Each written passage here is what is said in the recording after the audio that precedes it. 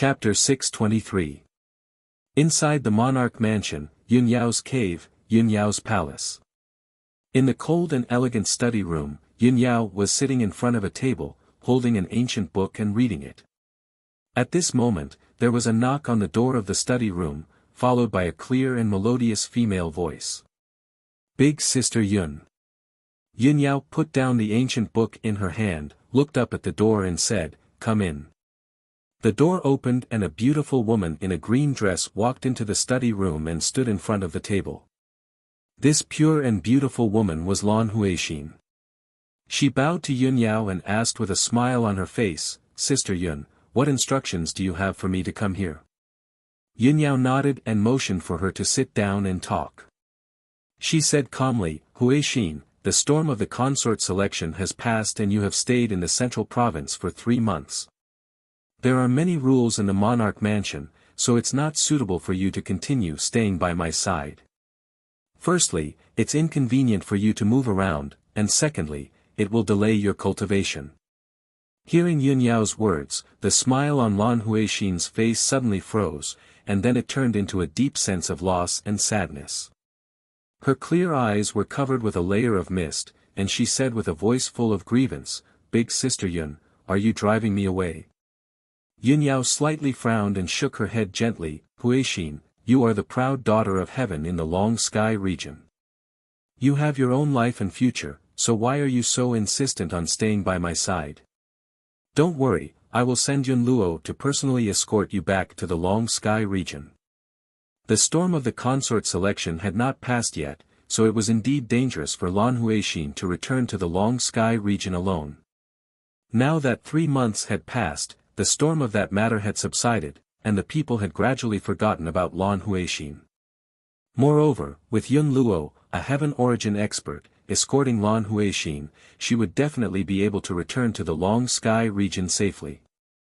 Yun Yao had taken Lan Huixin in for 3 months and sent Yun Luo to escort her back, which was already extremely benevolent. However, Lan Huixin finally managed to stay by Yun Yao's side and followed her into the emperor's mansion. How could she be willing to leave just like that? She put on a pitiful look, and tears welled up in her eyes. She immediately knelt in front of Yun Yao, sobbing and begging. "Big Sister Yun, Huixin is now a homeless person. If she leaves your side, I really don't know where to go. Big Sister Yun, please don't chase me away. I just want to find a place to settle down and live a peaceful life. As long as I can stay by your side, I am willing to be your servant and serve you." Lan Huixin cried like a pear blossom in the rain. As she spoke, she kowtowed and saluted. Her expression was extremely mournful. Yun Yao couldn't bear to see her like this. She sighed and said, "Sigh. You're a genius. Why do you have to do this?" However, Lan Huixin shook her head repeatedly and said, "Big Sister Yun, with Huixin's aptitude and status, I can be considered noble in the secular world. However, in the land of Central Province, what does it count for? Huixin comes from a humble background and has mediocre aptitude. It's Huixin's honor to be your servant. I only hope that Big Sister Yun won't chase me away." Lan Huixin knelt down and kowtowed again, begging bitterly with tears flowing down her face. She had already done this much. Yun Yao wasn't a cold-hearted person. How could she still refuse her? Sigh. She sighed deeply and helplessly. She reached out to help Lan Huixin up and said, "Since you're determined not to leave, then stay. Later, I'll ask Yun Luo to arrange a position for you. You'll stay in Yun Yao's palace as an attendant. However, this is the emperor's mansion. You don't have to follow me at all times. Stay in Yun Yao's palace and don't wander around casually." Yun Yao warned her in a solemn tone. Only then did Lan Huixin stop crying and smile. She quickly wiped the tears off her pretty face and nodded repeatedly in agreement. "Big Sister Yun, please don't worry. Huixin knows the rules. I won't cause you any trouble." Yun Yao nodded and said, "Okay, I still have something to do and have to go out. Go find Yun Luo. I'll ask her to make the arrangements. After sending Lan Huixin away, Yun Yao left the cave and rode the spirit crane to the mountains in the southwest. An hour later, the spirit crane landed outside the gate of Tianqing Palace. Yun Yao put away the spirit crane and walked toward the gate. When the guard saw her, he quickly bowed and opened the gate and the defensive array, leading her into the palace. A moment later, she entered Ji Tianqing's study and sat down to wait while the guard went to report the news. Yun Yao waited quietly for a moment. Ji Tianqing rushed over after hearing the news and walked into the study. Yao Yao, I just came back. How did you get the news so quickly? Yun Yao looked at him with a gentle gaze and nodded slightly. I came to find you a few days ago. At that time, you hadn't come back yet, so I sent people to keep an eye on you. When you returned to the monarch palace, there was such a big commotion and lineup. Of course, I got the news immediately. Ji Tianqing smiled and sat down beside her. I was just about to go into seclusion to cultivate when you came to find me. Is there something important? Yun Yao frowned and thought for a moment. She said with a complicated tone, it's important, but it's also not very important. Oh. Ji Tianqing raised his eyebrows and asked with interest, what is it? Yun Yao said with a calm expression, previously, the little spirit bird brought me a message from Cloud Soul Palace. Half a month ago, my father came out of seclusion.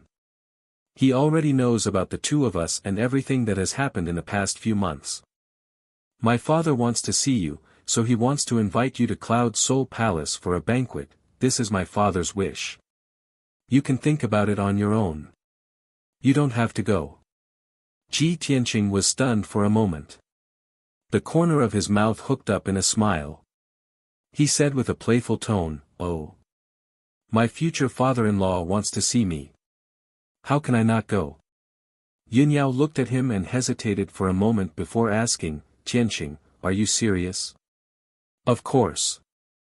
Ji Tianqing nodded without hesitation. He said seriously, just like how I am serious about you. Yun Yao's expression didn't change, but a trace of shyness flashed through her eyes. She turned her head slightly, not daring to look directly into Ji Tianqing's deep eyes. She nodded and said, if that's the case, then after you've made your preparations, we'll leave. Ji Tianqing nodded and said, all right. Wait a moment. I'll go make some preparations. He then left the study to make the necessary preparations. An hour later, he changed into a more formal set of robes and prepared a gift. The two of them left the imperial residence together. They rode on Qianyu and rushed to Cloud Soul Palace as fast as lightning. Zhongzhou City was located in the center of the Zhongzhou continent. Cloud Soul Palace was located in the south of the Zhongzhou continent. The distance between the two places was very far. Even if Ji Tianqing and Yun Yao rushed at full speed, they would still need to fly for 3 days. During the journey, Yun Yao was a little nervous. She explained her father's situation and personality to Ji Tianqing in advance. Chapter 624. After listening to Yun Yao's introduction, Ji Tianqing finally understood her father's situation. Yun Yao's father, Yun Zhongqi, was the current head of Cloud Soul Palace. He was a famous soul refinement realm elite. He was dignified, resolute, and had great foresight. He was extremely shrewd and cunning. Yun Zhongqi usually kept a low profile and would not easily reveal his true strength and methods. However, the fact that the Yun family could survive for so many years under the combined suppression of the two great families without suffering any substantial damage showed Yun Zhongqi's methods and strategies. Yun Yao was worried that her parents would still look down on Ji Tianqing. Even though Ji Tianqing was known as the #1 genius of the human race and had become the Tianqian region lord. However, compared to the ancient Cloud Soul Palace, he was still insignificant. In order to take care of her feelings, Ji Tianqing had to silently endure even if he was looked down on and humiliated. This was the result that Yun Yao did not want to see the most. She would rather Ji Tianqing not attend the banquet at Cloud Soul Palace than let him be humiliated. However, Ji Tianqing remained calm and indifferent, as if he was not worried at all. Of course, this was one of the things that Yun Yao admired about Ji Tianqing the most. No matter when, he was always so calm, composed, indifferent, and unfazed by honor or disgrace. Ji Tianqing's calmness made Yun Yao's worries dissipate. Unknowingly, 3 days passed. On the evening of the 4th day, when the sun was setting in the west, the two of them finally arrived at Cloud Soul Palace. Qian Yu flew high in the sky above the sea of clouds. He could only see the boundless sea of clouds, which was dimly lit by the setting sun. It was like a fairyland. In the depths of the sea of clouds ahead, a dark green mountain peak could be vaguely seen.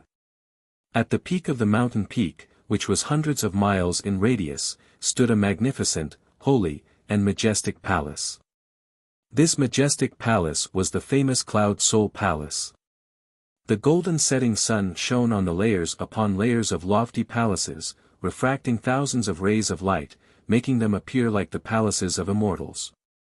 A moment later, Qian Yu flew to the top of the mountain and landed on the huge square outside Cloud Spirit Palace. The golden bricks on the ground shone brightly, and several ancient and majestic statues stood on both sides of the square. At the end of the square, there was a wide jade staircase. 200 guards in silver armor stood on both sides of the staircase, giving off a solemn and dignified aura. Ji Tianqing put away Qian Yu and stood side by side with Yun Yao on the square. He raised his head and looked at the gate of Cloud Soul Palace. Cloud Spirit Palace, I'm here again. Ji Tianqing's mood was somewhat complicated as he muttered in his heart. When he left Cloud Spirit Palace, he had said that he would return. Now, after a few months, he had returned to Cloud Spirit Palace. However, back then, he had no status to speak of. Compared to the mighty Yun family, he was like a weed on the side of the road. Now, his name had spread throughout the Central Plains. As the #1 genius of the human race, he had become the territory lord of the Tianjin region. He had joined the ranks of the most honorable people of the human race. Comparing the two, how could one not sigh with emotion? Yun Yao turned her head and looked at him from the side. She said in a gentle voice, "Let's go in." Ji Tianqing nodded. The two of them walked side by side across the square and up the jade staircase to the gate of Cloud Spirit Palace. The guards in silver armor on both sides of the staircase immediately knelt down on one knee to pay their respects. "Greetings, young mistress." At the same time, the guards at the gate of the palace quickly entered Cloud Spirit Palace to report the news. Ji Tianqing and Yun Yao walked through the staircase and the gate. They entered Cloud Spirit Palace, passed through many corridors and courtyards, and walked towards Cloud Spirit Palace. Along the way, all the servants, guards, and maidservants would immediately bow and greet them respectfully when they saw them. When the two of them were far away, the servants, guards, and maidservants began to discuss in low voices. "Young mistress is back. Could the young master beside young mistress be the future son-in-law of the Yun family? I heard that the young master's name is Ji Tianqing. He is the #1 genius of the human race. He became the territory lord of the Tianjin region not long ago. Wow! He is the Prince Tianqing who defeated the emperor and became the territory lord at the age of 18. Yes. It's him. In the past few months, Prince Tianqing's name has spread throughout the Central Plains. It can be said that he is a household name. Although the emperor did not choose young mistress as his heavenly consort, young mistress was able to find such a good match. She is also a peerless genius. Ji Tianqing was now a famous person in the Central Plains. Even the demon race and the aquatics were discussing his deeds. How could Cloud Spirit Palace not know about it? Many maidservants and attendants were discussing Ji Tianqing's deeds. They were all full of admiration and admiration. However, no one knew that the peerless genius in their eyes, Ji Tianqing, had already come to Cloud Spirit Palace a few months ago. However, Ji Tianqing was severely injured and on the verge of death. He was lying in a jade coffin and was in a deep sleep. Very few people had seen him before, and no one knew his name. However, today was different. Ji Tianqing and Yunyao walked side by side and entered Cloud Spirit Palace openly. He exuded a noble aura and displayed a heroic demeanor. He was not weaker than any of the princes of the aristocratic families. Not long after, Ji Tianqing and Yunyao entered Cloud Spirit Palace. They sat in the palace and waited. The two of them had just finished half a cup of tea when Master Yun Zhongqi and Mistress Bailey Ningsu, who had heard the news, rushed to Cloud Spirit Palace with their guards and maidservants. When Yun Zhongqi and Bailey Ningsu stepped into the palace, all the guards and maidservants in the palace knelt down and greeted them respectfully. Ji Tianqing and Yunyao also stood up and turned to look at the entrance. Bailey Ningsu was still dressed as usual. She looked about 30 years old and her appearance was very similar to Yunyao's. She was wearing a long dress embroidered with silver stars and a shawl with moon and stars stripes.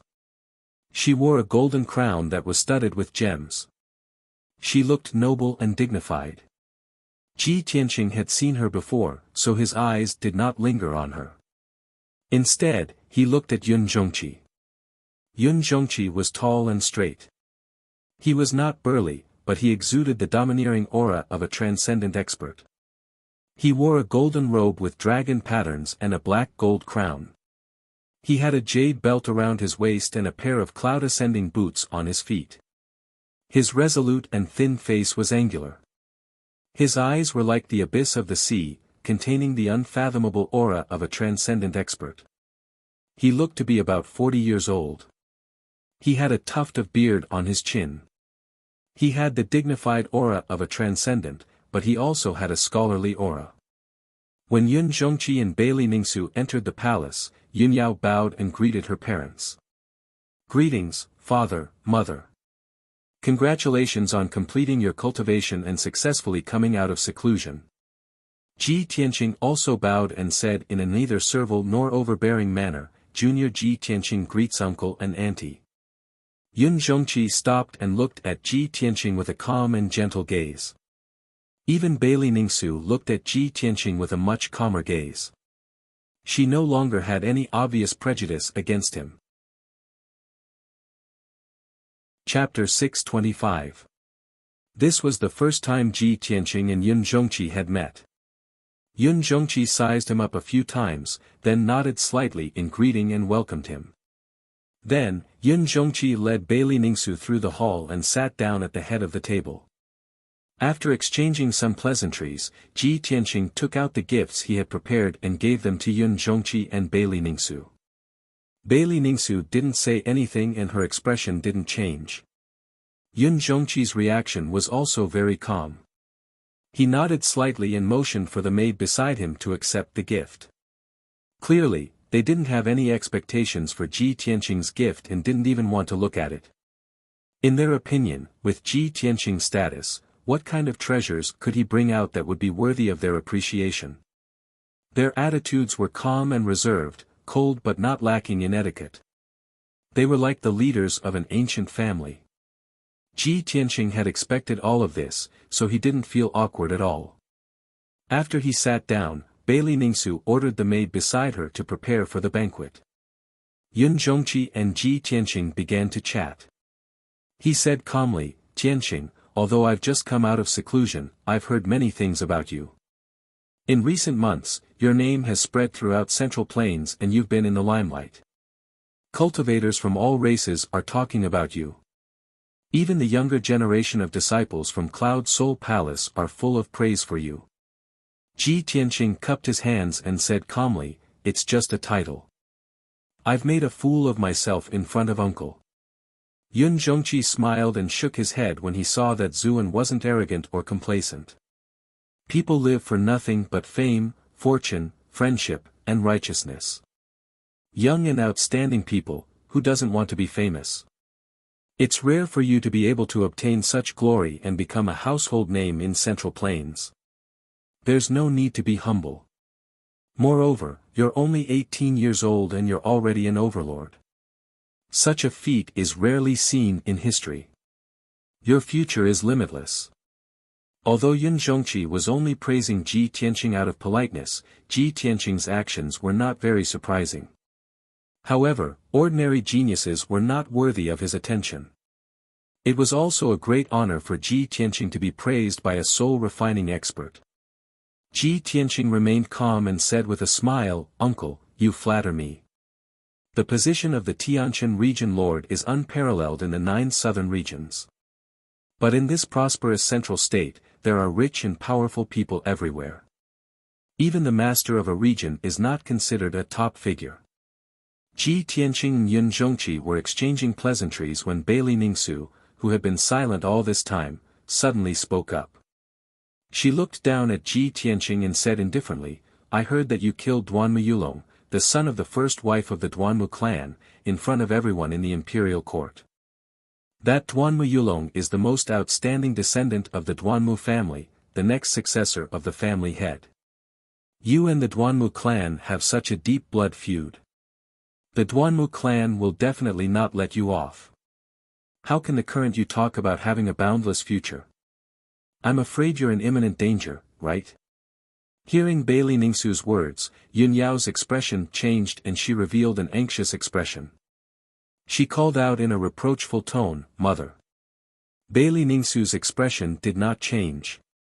She just stared at Ji Tianqing, waiting to see how he would respond.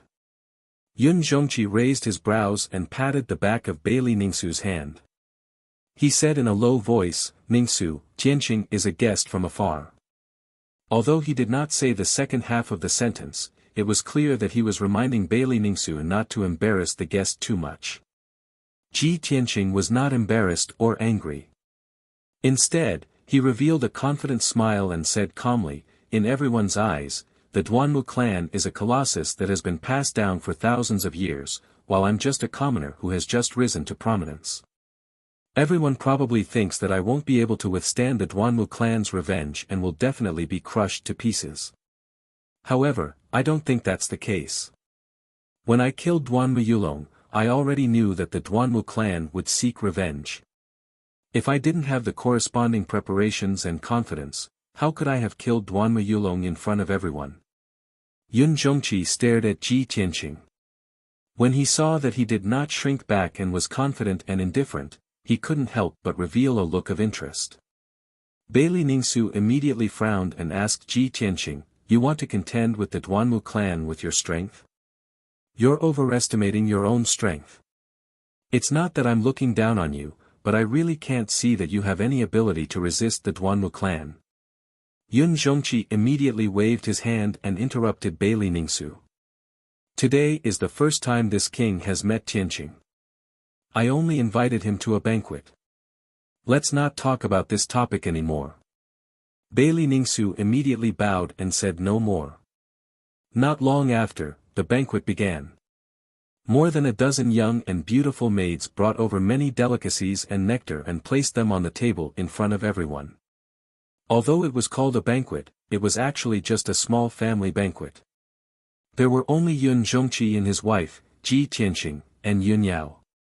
During the banquet, Yun Zhongqi occasionally chatted with Ji Tianqing and asked him about his past with Yun Yao. Bailey Ningsu did not interrupt. She only glanced at Ji Tianqing from time to time, observing his expression and reaction. She probably thought that Ji Tianqing was pretending to be calm and confident, forcing himself not to have stage fright. After an hour, the banquet ended. Yun Zhongqi stood up and looked at Ji Tianqing. He said kindly, "Tianqing, are you interested in admiring the night view of Yunling Palace and taking a walk with me?" Ji Tianqing naturally understood his intention. He smiled and cupped his hands. "Since uncle has invited me, I'm very honored. How could I refuse?" Yun Zhongqi smiled and nodded. He led him out of the main hall and into the palace at the back. Bailey Ningsu said a few words to Yun Yao and sent her away. Then, she also stood up and left the main hall. Yun Zhongqi led Ji Tianqing through many corridors and courtyards. They climbed up 1,000 feet tall silver pagoda. At this time, night had already fallen. The night sky was filled with stars, and there was even a bright moon in the sky. The silver pagoda was bathed in the light of the moon and stars. It shone with silver light, looking very dazzling. Ji Tianqing and Yun Zhongqi climbed up to the top of the pagoda. They stood in a corridor facing the sea of clouds, admiring the sea of clouds and the night view. The top of the pagoda was silent. There was no one else besides the two of them. Ji Tianqing turned to look at Yun Zhongqi beside him. He said in a playful tone, "Uncle wants to talk to me alone. Do you have something to teach me?" Yun Zhongqi looked at him with a burning gaze. He said in a low voice, "I don't have to teach you anything. I'm just curious. What kind of plan do you have to fight against the Duanmu family?" Ji Tianqing nodded. He said with a serious expression, "The Duanmu family has been passed down for thousands of years. They have deep roots in Zhongzhou and are very powerful. Even the imperial court has to be wary of them. I can't fight against the Duanmu family alone. There's no doubt about that." Chapter 626. Hearing Ji Tianqing's words, Yun Zhongqi frowned and revealed a playful look. "Did Yao Yao tell you all this?" "That's right." Ji Tianqing nodded and said calmly, "However, even if Yao Yao didn't say it, it's not a secret. Everyone knows about it." Yun Zhongqi stared at him and asked in a low voice, "What? Do you mean to say that you want Cloud Soul Palace to protect you?" Ji Tianqing shook his head and said with a smile, "No. It's not Cloud Soul Palace protecting me, it's helping me. The Duanmu family and the Murong family have joined forces to fight against the Yun family. In the past 10 years, their actions have become more and more arrogant and they've been pressuring the Yun family. If I'm not wrong, Uncle must be having a headache. However, even if the three great families have grudges against each other, they can't openly fight. Otherwise, it won't be good for anyone. But I'm different. I've already formed a blood feud with the Duanmu family. I can use all my strength to fight against the Duanmu family.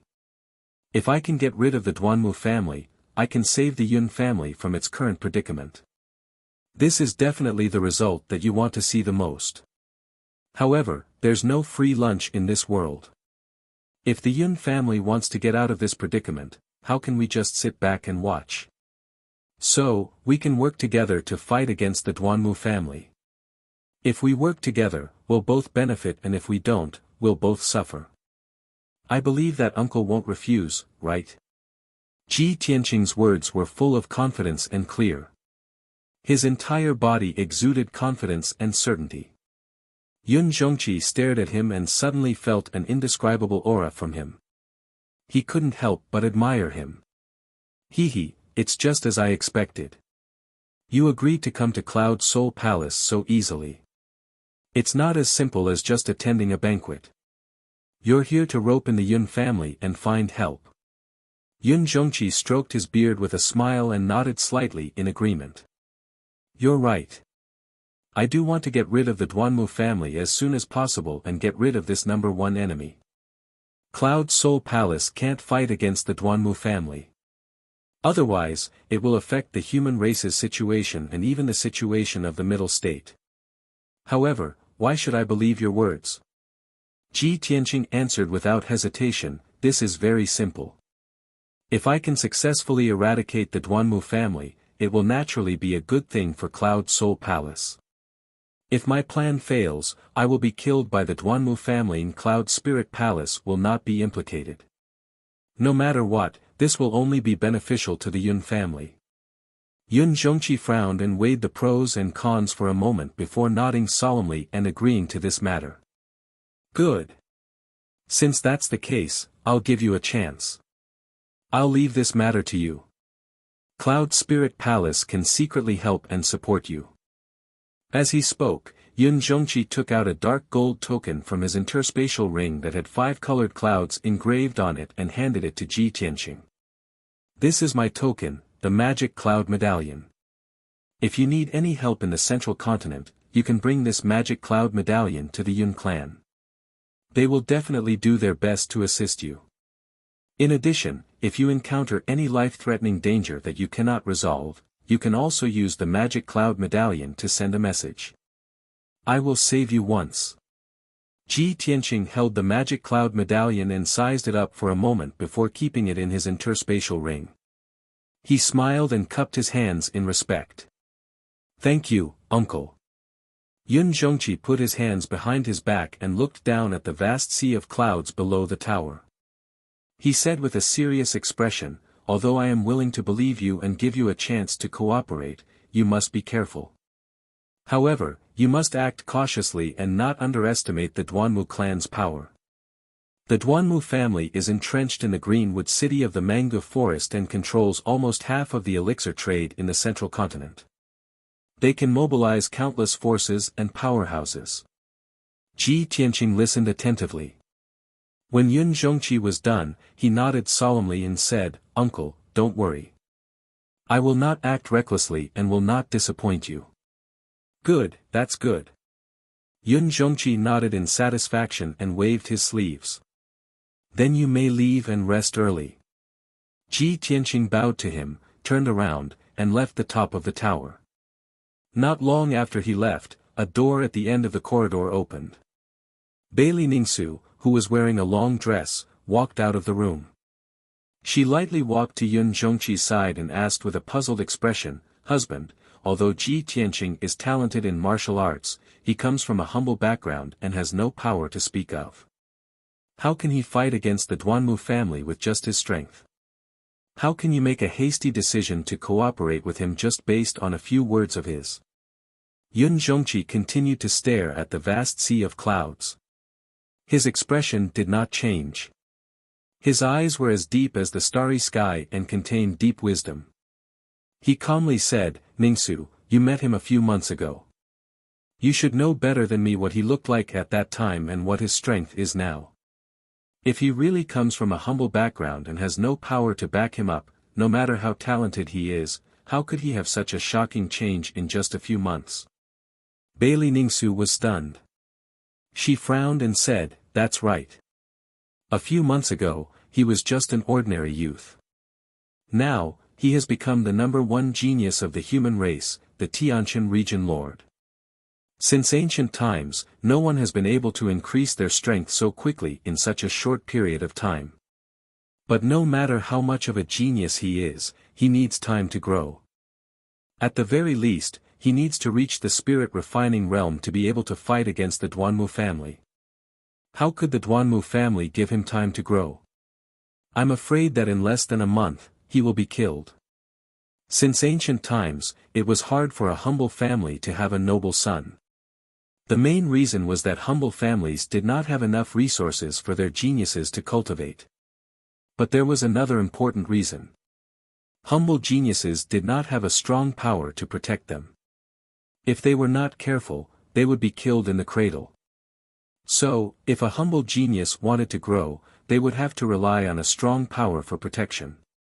Otherwise, they would have to keep a low profile to avoid provoking a strong enemy. In Bailey Ningsu's eyes, Ji Tianqing was a humble genius who did not have a strong background and went around causing trouble. He would die soon. Yun Zhongqi shook his head and said, Ningsu, your worries are reasonable. But how could Ji Tianqing not have anything to rely on? If he didn't have an expert behind him or a strong power to support him, how could he have grown so quickly? The monarch emperor is a wise and far-sighted sovereign. How could he let an 18-year-old like him become the overlord of a region? Now that the monarch emperor was mentioned, Bailey Ningsu did not say anything else. She could only nod in agreement. The monarch emperor is a supreme expert who has condensed a primordial spirit Dharma idol. He can see the past, present, and future. Of course, the decisions he makes have deep meaning. Yun Zhongqi continued, also, I used a secret soul technique to test Ji Tianqing. He is not pretending to be confident. He really has nothing to fear. From his body, I can feel an aura that even I am afraid of. I am very curious. Who is the expert or power behind him? Previously, he caused a huge storm in the imperial court. Soon, will he be able to cause a huge wave in the central state?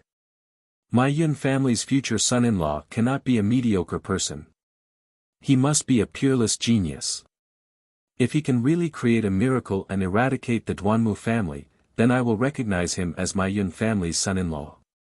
I will welcome him into the Cloud Soul Palace with a 10-mile-long corridor and 10,000 people. Chapter 627. Ji Tianqing and Yun Yao stayed at Cloud Soul Palace for the night.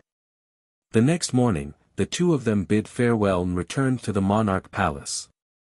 Yun Zhongqi had already discussed the cooperation with Ji Tianqing, so he naturally wouldn't ask him to stay. When the sun rose, Ji Tianqing and Yun Yao were riding on Qianyu, flying through the sky as fast as lightning. The two of them sat side by side on Qianyu's back, intimately leaning against each other as they looked at the sky calmly. Yun Yao was silent for a while before saying, "Tianqing, at the banquet last night, don't take what my mother said to heart." Ji Tianqing put his arm around Yun Yao and pulled her into his embrace. He smiled and said, "It's fine. Auntie was only speaking the truth. Why would I be angry at her? It's not just her. I'm afraid that other than you and uncle, no one else believes that I can go against the Duanmu family." Yun Yao frowned when Yun Zhongqi was mentioned. She asked curiously, "My father brought you to Star Cloud Pagoda last night. Did he talk to you about something?" Ji Tianqing nodded and said with a smile, "Uncle is indeed a spirit refinement realm expert and the leader of Cloud Soul Palace. He is indeed as you said. He has great foresight and is able to see things that normal people can't.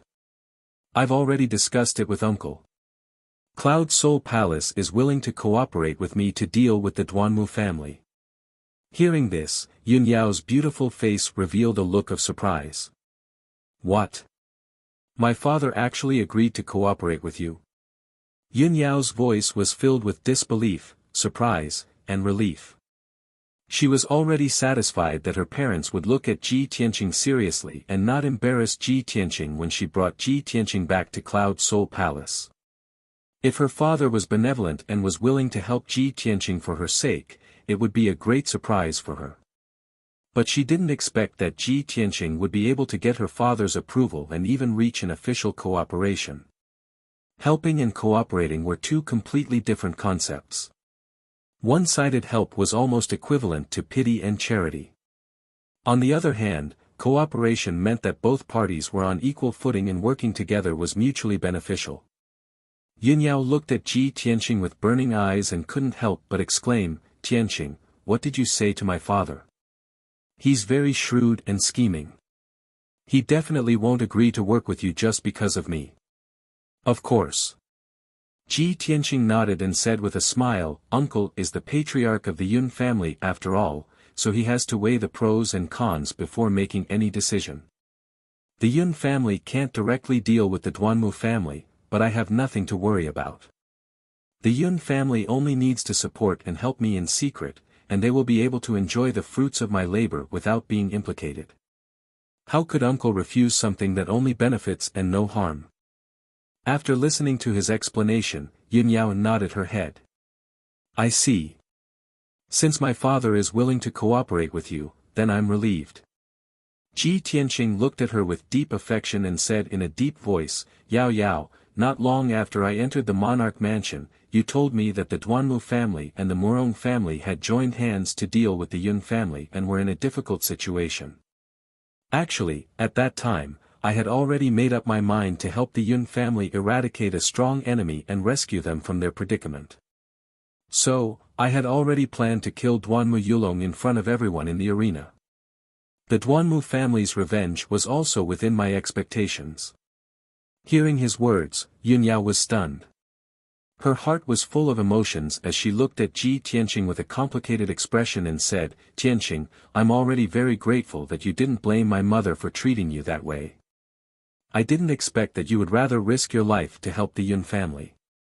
Why did you do this?" Ji Tianqing held her hands and said with a serious expression, everything Auntie did was for your own good. I can understand her feelings and thoughts, so of course I won't blame her. After all, they are your parents, the closest people to you in this world. No matter how they treat me, I won't let you be stuck in the middle. For you, I will become stronger and let them recognize and accept me. Only in this way can we get their blessings when we entrust our lives to each other. Although these words were not a confession, they were more touching than words of love. They were more sincere and sincere. Yunyao's heart was full of emotions and happiness. She couldn't help but snuggle up to Ji Tianqing's shoulder and tightly hugged his neck. The two of them intimately leaned against each other and the atmosphere was warm and beautiful. Xian Yu tried her best to maintain a calm flight so as not to disturb the two of them. At the same time, in the monarch mansion, Long Yunxiao, who was dressed in a golden robe, flapped his golden wings and flew over the mountain range like a meteor. Not long after, he arrived in the sky above Yunyao mountain range and landed outside the gate of Yunyao Palace. The guard at the gate immediately recognized him and hurriedly greeted him with a respectful salute. Greetings to your majesty. May I ask if your majesty is here to look for our eldest miss? Long Yunxiao nodded and said with a dignified voice, that's right. This monarch has something to discuss with her. The guard hesitated for a moment before cupping his hands and reporting, Your Majesty, this is really unfortunate. Eldest Miss is not in the palace, not in the palace. Why did she leave right after returning to the monarch mansion? Long Yunxiao frowned.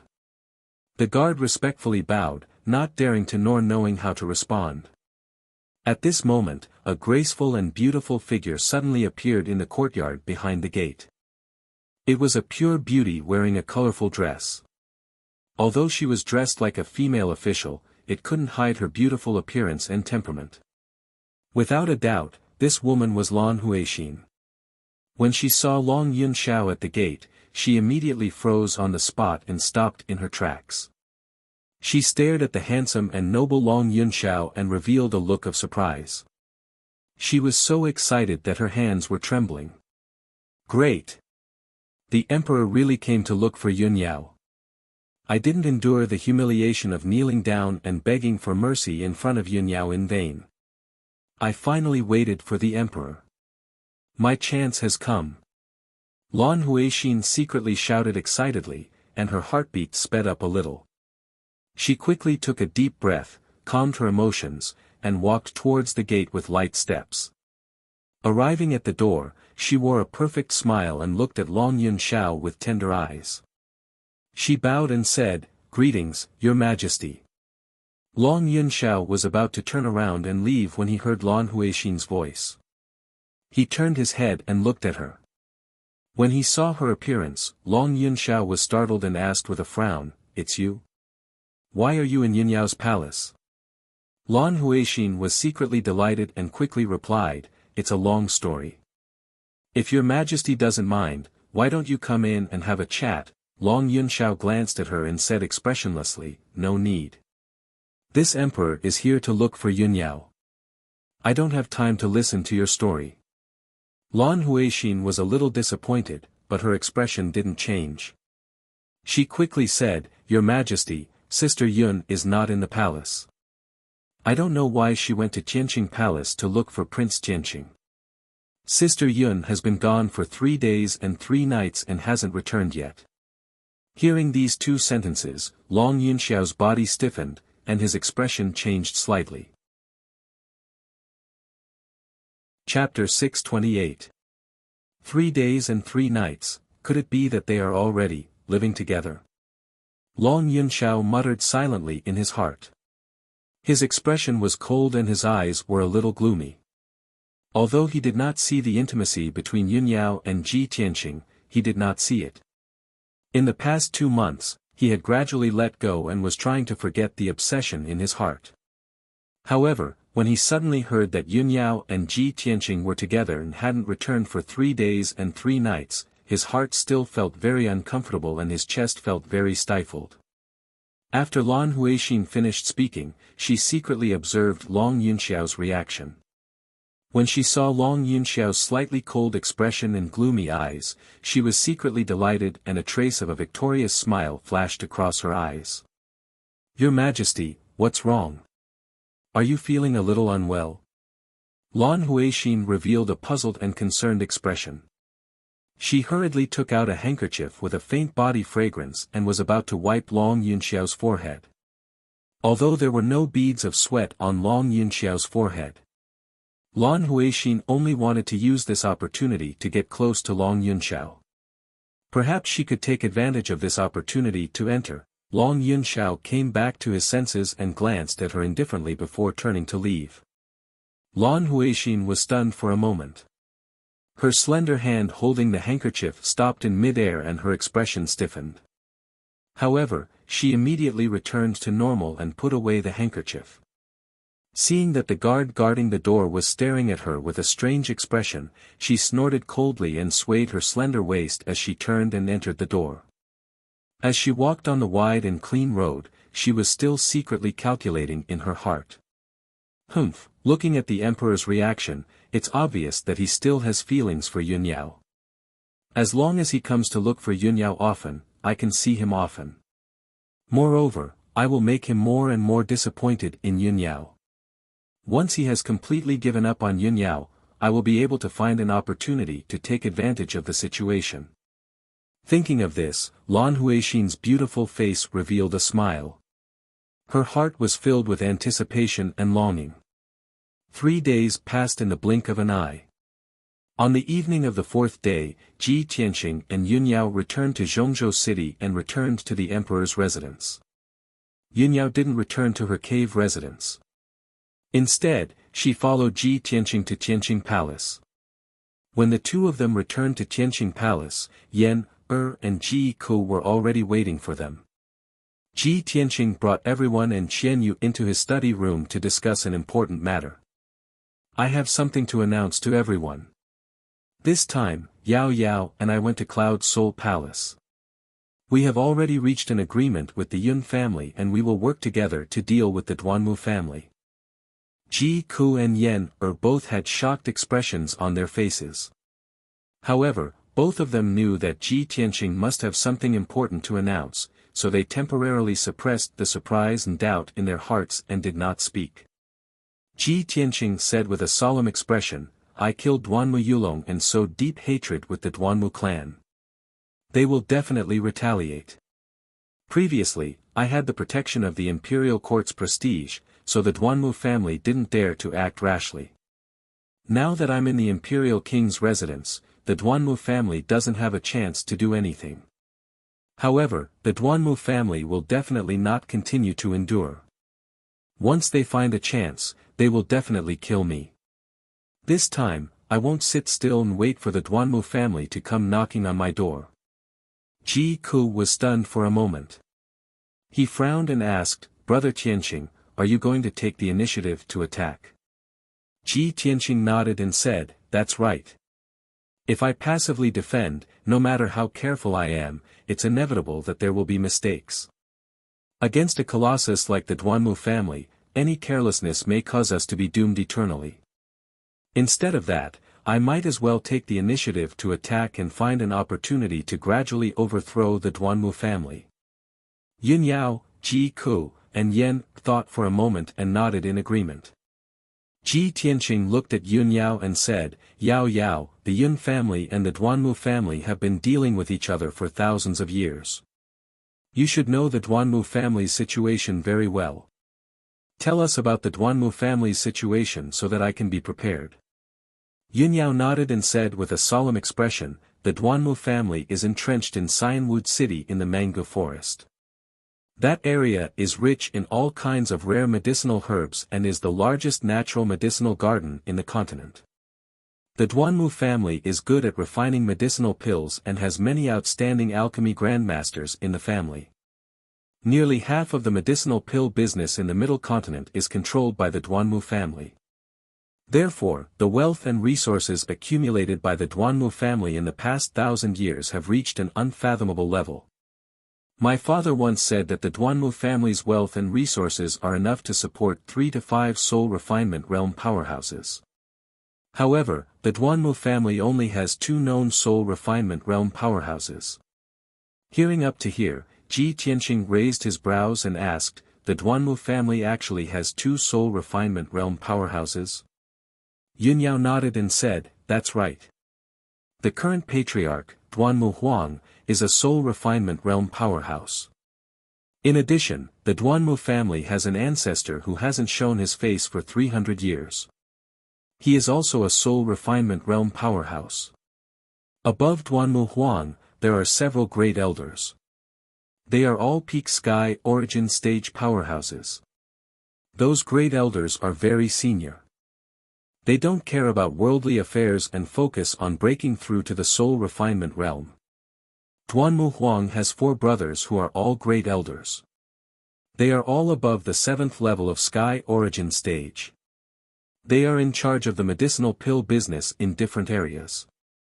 In the middle continent, the Duanmu family has a medicinal shop and a medicinal pill pavilion in every city.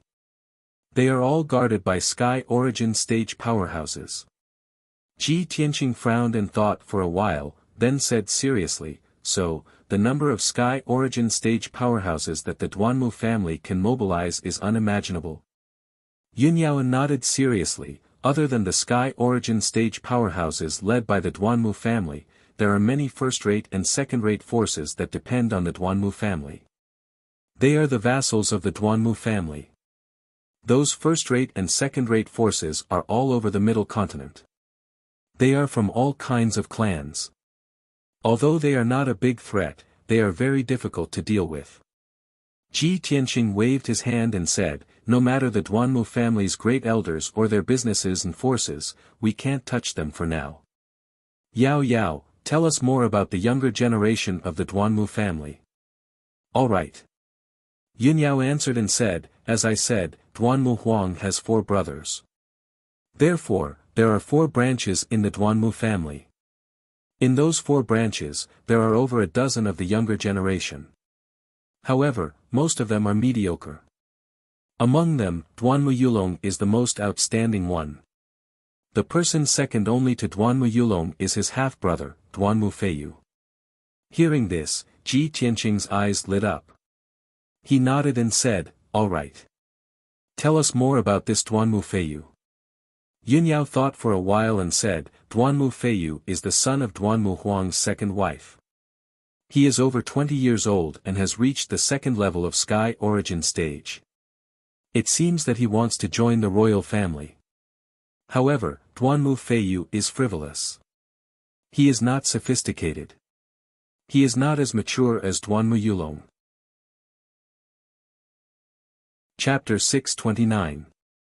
After listening to Yunyao's introduction, Ji Tianqing pondered for a moment and immediately made a decision. With our current strength, it's basically impossible for us to face the Duanmu family head-on. Those elders of the Duanmu family are also old foxes and shouldn't be provoked.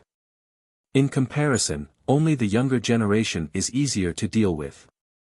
Hearing these words, Yunyao looked at Ji Tianqing and asked, Tianqing, you mean to make a move on Duanmu Feiyu? Ji Tianqing nodded and said with a straight face, if we want to deal with the Duanmu family, we have to think of a way to cause internal chaos. With such a large family, I don't believe that their internal structure is as solid as a piece of iron. Wouldn't there be any power struggles and internal strife?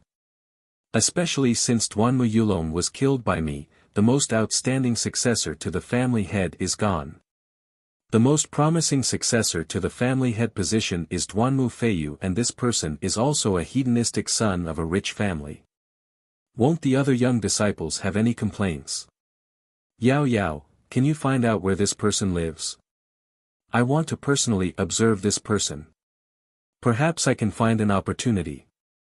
Yunyao frowned and thought for a while before replying, if I remember correctly, 2 months ago, Duanmu Feiyu kidnapped a princess from a certain tribe and brought her to Central State City. That tribe's princess seems to be an absolute beauty and is being kept by Duanmu Feiyu in a courtyard in the southern part of the city. Every evening, Duanmu Feiyu would go there to seek pleasure.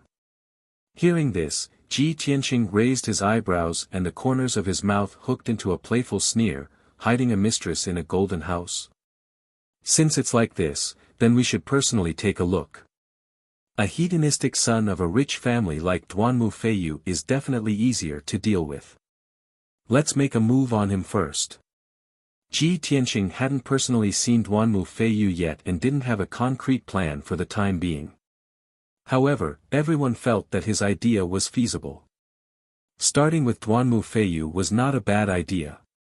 After confirming the initial target, Ji Tianqing and Yunyao discussed and added a few more pieces of information. They decided to start the operation tomorrow afternoon. The night passed quickly. At noon the next day, Ji Tianqing and Yunyao left the monarch mansion after they were ready. The two of them entered Central Continent City, heading towards Clearwater Street in the city's south. The house that Duanmu Feiyu used to hide his mistress was located at the end of Shuiqing Street. It was a quiet and secluded residence in the midst of chaos. It was called the Excellence Courtyard. It occupied a large area and was extremely imposing and luxurious. 2 hours later, Ji Tianqing and Yunyao arrived at the superior courtyard and hid in a forest outside the courtyard. Ji Tianqing released his invisible divine sense and enveloped a radius of 400 meters to investigate the situation of the superior courtyard. The entire residence had a radius of 1,000 meters. There weren't any other courtyards or residences in the surroundings. There was only a forest and a small lake. The superior courtyard was protected by a heaven origin grand formation. On the surface, it looked like no one was moving around, and the courtyard was silent as well. However, the heaven origin grand formation was extremely profound and complicated. Ordinary formation grandmasters were unable to break it. Even with Ji Tianqing's attainments in the formation Dao, he still spent more than an hour to break open a gap in the grand formation. He and Yunyao passed through the gap in the grand formation and silently snuck into the residence. The two of them hid in an empty utility room and secretly used their divine sense to investigate the situation in the courtyard. There were a few Origin Core stage guards at the entrance. There were a few hidden sentries hidden in the courtyard, and all of them had a strength at the 8th or 9th level of the Origin Core stage. However, these guards and hidden sentries were unable to pose a threat to the two of them. The superior courtyard was only a place that Duanmu Feiyu used to hide his mistress. It was impossible for it to have a tight defense, let alone a large number of Heaven Origin stage experts guarding it. There were only 2 Heaven Origin stage experts in the entire residence. One of them had a strength at the 4th level of the Heaven Origin stage. He was a tall and sturdy middle-aged man with a fierce aura. This person was currently leisurely drinking tea and resting in the lobby of the second courtyard, enjoying the service of 2 servant girls. Ji Tianqing was able to discern that this person was most likely Duanmu Feiyu's follower and guard. The other young man, who was at the 2nd level of the Heaven Origin stage, was currently entangled with a beauty in one of the bedrooms of the 3rd courtyard. The young man was around 20 years old. His figure was tall and thin, and his cheeks were white and tender. His lips were red and his teeth were white. It was obvious that he was a young master from a wealthy family. He was precisely Duanmu Yulong's younger brother, the famous second young master of the Duanmu clan in Central State City, Duanmu Feiyu. At this moment, in the spacious and luxurious bedroom, Duanmu Feiyu was hugging a beauty around 18 or 19 years old and rolling around on the large sandalwood bed. Their clothes had been taken off and thrown on the floor. A brocade quilt was wrapped around the two of them. It also covered the soft moans that were making people restless. Ji Tianqing sensed this with his spiritual mind. He couldn't help but frown. His eyes turned a bit weird. Yunyao saw the weird look on his face, so she asked him with her spiritual mind, "Tianqing, how is it going? Have you found Duanmu Feiyu?" She had just reached the 1st level of the Heaven Origin stage half a month ago. However, her spiritual mind could only sense 100 meters around her. She couldn't see what was going on in the 3rd courtyard.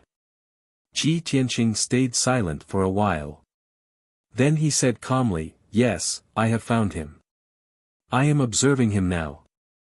15 minutes passed without them noticing. At this moment, Duanmu Feiyu finally stopped. He casually put on his robe and leaned against the headboard to rest.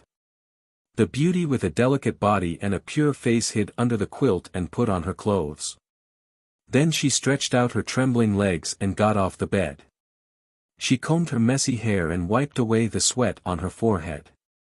Then she brought over a pot of spirit wine and a plate of spirit fruits to serve Duanmu Feiyu. Duanmu Feiyu held the wine pot and drank with satisfaction. He enjoyed the beauty massaging his legs and shoulders. His face was full of pride. My little beauty. How was my spear technique today? Was it that every spear pierced your heart and made you so intoxicated that you couldn't stop yourself? The girl named suppressed her shyness. She peeled a grape and fed it to him. Then she nodded her head in response. Yes, young master is becoming more and more powerful. You come to me every day and you are still so brave. I really can't stand it. Su'er's voice was soft and timid. As she said those words to please Duanmu Feiyu, her pretty face was as red as an apple. Duanmu Feiyu instantly laughed proudly. He reached out and pinched Su'er's pretty face. He said with a smile, I've been in a good mood recently. Of course I'm full of energy. Speaking of which, I really have to thank that little bastard Ji Tianqing. If he hadn't killed my eldest brother, how could my extremely talented eldest brother have died in the Yellow Springs? The Duanmu clan's patriarch position originally belonged to my big brother. Who asked him to be so dazzling? But now that he's dead, my Duanmu Feiyu's chance has come. Without my big brother's halo, I'll be the Duanmu clan's most outstanding young genius. My little it won't be long before I become the Duanmu clan's patriarch. At that time, I'll marry you and you'll be the noble Duanmu clan's matriarch. How about it? Little beauty, are you happy? Chapter 630. Duanmu Feiyu had a complacent attitude, as if the large stone that had been pressing down on his heart for many years had finally been removed. In the past many years, he and the other young disciples of the Duanmu family had lived under Duanmu Yulong's shadow. Outsiders and the elders of the Duanmu family could only see Duanmu Yulong's excellence. No matter how hard he worked, no matter how outstanding his performance was, he would always be inferior to Duanmu Yulong. His hard work and achievements were insignificant compared to Duanmu Yulong's. After a long time, Duanmu Feiyu was like the other young disciples, gradually accepting his fate and becoming depressed. Since the next family head was destined to be Duanmu Yulong, why should he work hard? Thus, he became a debauchee, spending his days in wine and women, enjoying himself to his heart's content. And now, Duanmu Yulong was dead. To him, this was simply a surprise that came out of nowhere. Originally, he only planned to be a debauchee young master, enjoying himself to his heart's content. He had no intention of competing for the family head position. But now, he had become a strong candidate for the next family head position. As long as nothing unexpected happened, he would definitely become the next Duanmu family head. How could he not be excited and indescribably surprised? Lowered her head and massaged his legs. Her voice was filled with joy, as if she was overwhelmed by this favor. Congratulations, young master, this servant is naturally happy that young master favors this servant so much. Although her tone was a bit excited and her charming face was filled with pleasant surprise. But in the depths of her eyes, there was a trace of deep disgust and hatred. Duanmu Feiyu did not notice this. He was still leaning against the bed, enjoying the wine and the beauty service, his eyes narrowed in satisfaction. So what if Big Brother is outstanding? Didn't he still end up dying at an untimely age? Now that things have come to this, it's actually me who's benefiting. Big Madam is crying and crying at home all day, saying that she wants to take revenge for her son. She's causing so much trouble in the manor, it's really annoying. Central State City is still the best, there's wine and beauties. Duan Mufeiyu's mood was extremely good, he could not help but say many things to Su-er. From his words, he revealed the attitude of someone who was about to become the Duanmu family's patriarch and was about to become a noble and important figure. From time to time, Su would respond and flatter Duanmu Feiyu in a soft voice, making him even more pleased with himself and beaming with joy. Unknowingly, 2 hours passed. Duanmu Feiyu calculated that it was already Yushur hour, so he asked Su-er to help him put on his robe. After Su-er helped him tidy up his clothes, he hugged Su-er and kissed her. Only then did he reluctantly leave. Little Su-er, it's already 5 in the evening. This young master has to return to Zhenling Pavilion. If he returned late, he would delay his business. Little beauty, have a good rest. Tomorrow, this young master will come and pamper you. Ha ha ha. Su-er sent Duanmu Feiyu out of the room. She watched his back disappear into the distance and finally let out a sigh of relief. Her flower-like smile quickly disappeared, and her bashful and delicate demeanor was also restrained. She sat in front of her dressing table with a worried expression, silently lost in thought. A trace of sadness and hatred was contained between her brows. Duanmu Feiyu. You despicable and vulgar beast.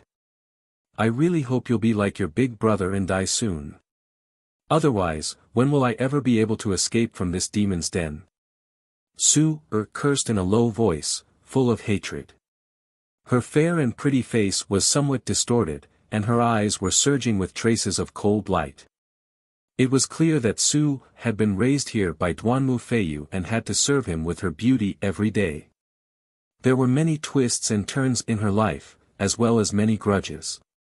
She used her hands to support her cheeks and sank into deep thought and memories. When she thought of the sad past, tears silently flowed out of her eyes. After an unknown amount of time, Su-er came back to her senses and suddenly saw a figure appear in the bronze mirror in front of her. It was a handsome young man wearing a white robe. His figure was tall and straight, and his temperament was noble. Su-er immediately jumped in fright and subconsciously turned her head to look behind her. She saw that 2 people had unknowingly barged into the room. One of them was the white-robed young man, and beside him was a beautiful woman wearing a white dress. The 2 of them seemed to have appeared out of thin air, and there was no sound at all. Although Su-er was filled with shock, she was still able to maintain her calm and did not let out a panicked scream. She hurriedly raised her sleeve to wipe away the tears on her face, and asked with a vigilant expression, "Who are you? I don't know you, so why have you barged into my room?" The white-robed young man looked at her calmly and said in a gentle tone, "Miss Su-er, there is no need to be afraid. We have no ill intentions." Su-er frowned and stared at the white-robed young man. She asked, "You actually know my name? Who are you?" The white-robed young man revealed a trace of a smile and said in a playful tone, "This one is Ji Tianqing. I'm sure you've heard of my name before." Su-er's body suddenly trembled, and her eyes widened slightly as she stared at Ji Tianqing. Of course, she had heard of Ji Tianqing's name before. She knew that he was a peerless prodigy whose name spread throughout the Central Plains, the Honorable Tianqian Region Lord. Moreover, Duanmu Feiyu had just mentioned this name. Su-er felt a trace of fear in her heart, as well as a strong sense of doubt. She did not understand why Ji Tianqing had suddenly appeared, and why he had quietly barged into her room. However, Su-er quickly calmed down and said expressionlessly, "Young Master Ji is now a prominent figure in the Central Plains. How could I not know? However, I have never met young Master Ji before. Don't you think it's too rude for you to barge into my room?" Ji Tianqing raised his eyebrows and said with a playful smile, "Miss Su-er, let's not beat around the bush.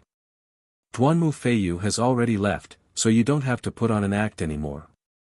Moreover, you also know that I was the one who killed Duanmu Feiyu's eldest brother, Duanmu Yulong."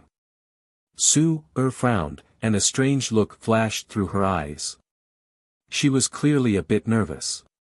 "Young Master Ji, you, what do you mean? Ji Tianqing did not explain, and said with a serious expression, Miss Su, I heard that you are the princess of the southern Emoli tribe. Because of the great change in your tribe, you lost your home and were kidnapped by the Duanmu Feiyu. Although you serve the Duanmu Feiyu with a forced smile every day, in reality, you don't want to stay here. You just want to escape from the demon's den as soon as possible. Miss Su, am I right? Hearing his words, Su-er's eyes were a bit evasive. She became more and more flustered and did not know what to do. Young Master Ji, what do you want to do? Ji Tianqing revealed a playful smile. Of course I want to save you. I want to help you escape from the claws of the Duanmu Feiyu. Su-er was stunned. She looked at Ji Tianqing in disbelief, and then looked at Yun Yao beside him. After a moment of silence, she asked, Why? Why do you want to help me? Ji Tianqing revealed a confident expression, and said in a low and powerful voice, There is an ancient saying that the enemy of my enemy is my friend. I have a grudge against the Duanmu Feiyu. Miss Su, you are also trapped in the demon's den, being played and destroyed by the Duanmu Feiyu.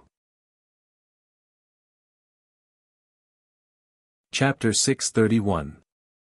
With Ji Tianqing's current strength, killing the Duanmu Feiyu wouldn't be difficult. However, his goal was to stir up chaos in the Duanmu clan. It wasn't as simple as killing the Duanmu Feiyu. That was why he was patiently persuading Su-er. Su-er wasn't an ordinary girl. She was the princess of a certain southern tribe. She was well-educated, reasonable, and quick-witted. She immediately understood the purpose of Ji Tianqing's visit and guessed his true intentions. If Su-er's guess is correct, young Master Ji wants to use me to deal with the Duanmu Feiyu, and then deal with the Duanmu clan, right? Su-er calmed down and asked in a calm voice, but I am now deeply loved by the Duanmu Feiyu. I will soon become his wife, and even the Duanmu clan's matriarch in the future. Young Master Ji, why would I give up such riches and glory and join forces with you to deal with the Duanmu Feiyu? Before Ji Tianqing could speak, Yun Yao revealed a wisp of a cold smile and said, Miss Su, you're still probing our attitude even now.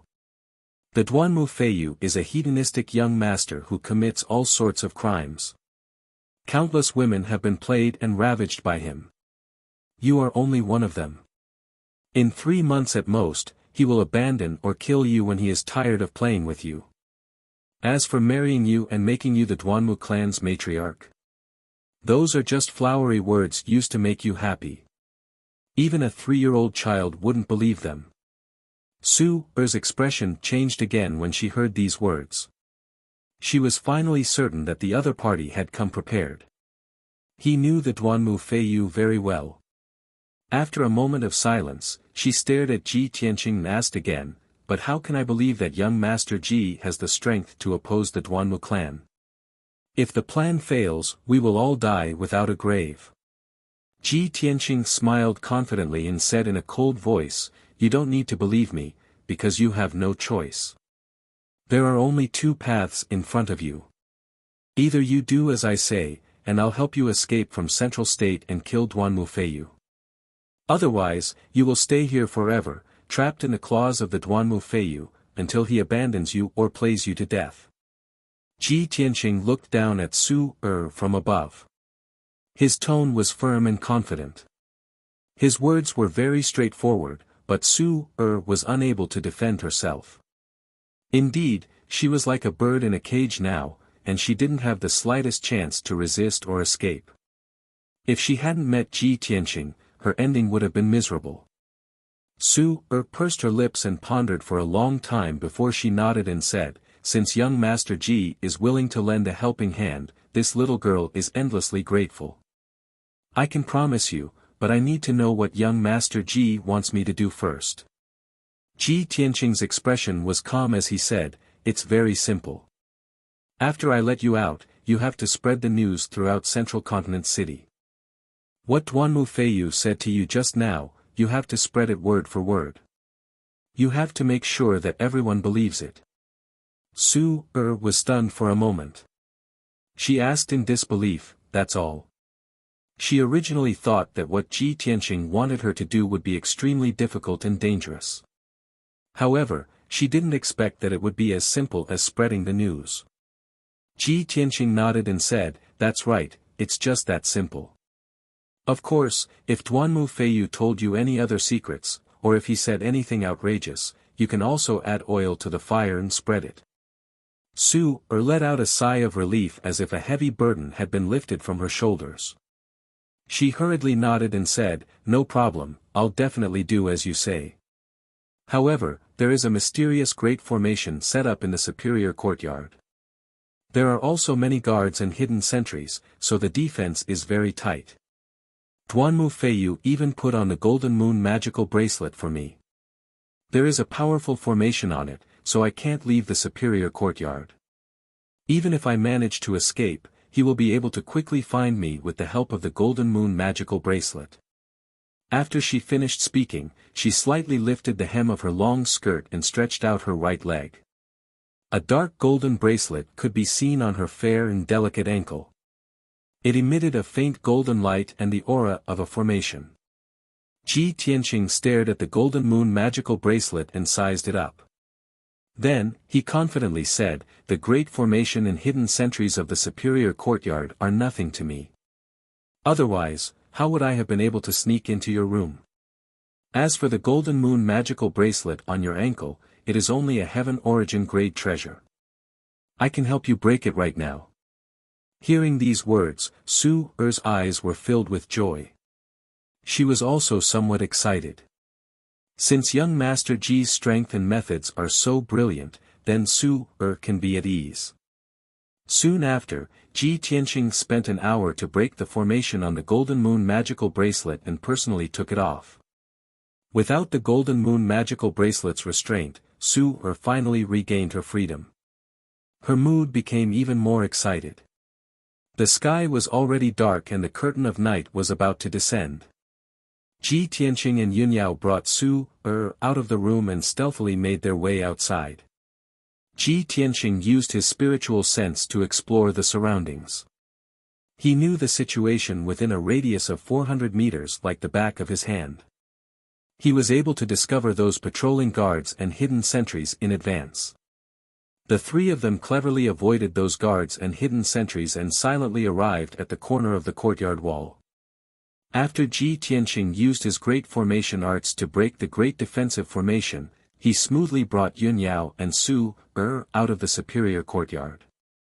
When it was time to light the lanterns, the three of them left Shui Qing Street and entered the Cloud Mist Inn in the city. After the three of them entered the room, Su hurriedly knelt in front of Ji Tianqing and bowed to him in thanks. "Many thanks to young Master Ji for saving my life. Su will never forget such a great kindness." Ji Tianqing raised his hand and used an invisible force to help her up. He said with a calm expression, "Miss Su, if you want to thank me, then do what I told you to do. I know you hate Duanmu Feiyu, but you don't have the strength to kill him for revenge. As long as you can do what I told you to do, he will be consigned to eternal damnation and will die without a doubt."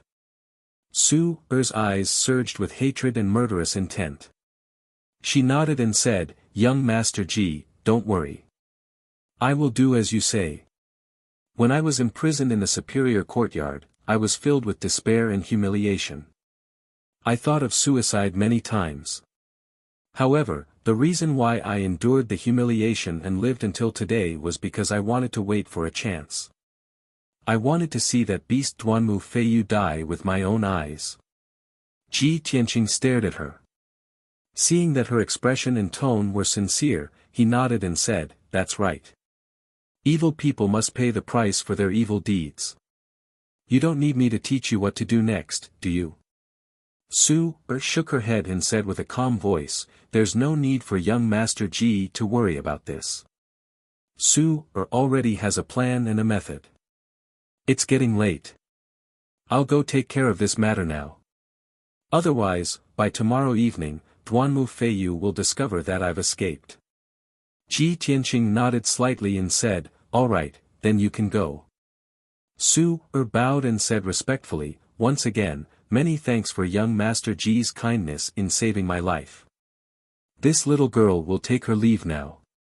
After saying this, Su turned and walked out of the room. She quietly left the cloud mist in. The room quieted down. Yunyao turned her head to look at Ji Tianqing and asked, "Tianqing, you trust her so much that you let her go just like that?" Chapter 632. Ji Tianqing believed that Su wouldn't go back on her word and would definitely do as he instructed. However, he wouldn't completely trust Su and had already made preparations beforehand. When he helped Su break the Golden Moon magical bracelet, he secretly set up a formation imprint on Su's body. That imprint was invisible and only he could sense it. He could use that imprint to detect Su's location. If Su kept her word and did what she promised, that imprint would naturally disappear after a few days. If Su secretly ran away, he could quickly capture her. Ji Tianqing explained to Yunyao and smiled. "In short, you don't have to worry. We just need to wait and see." Only then did Yunyao relax. She nodded and said, "I hope that Su can be of some use.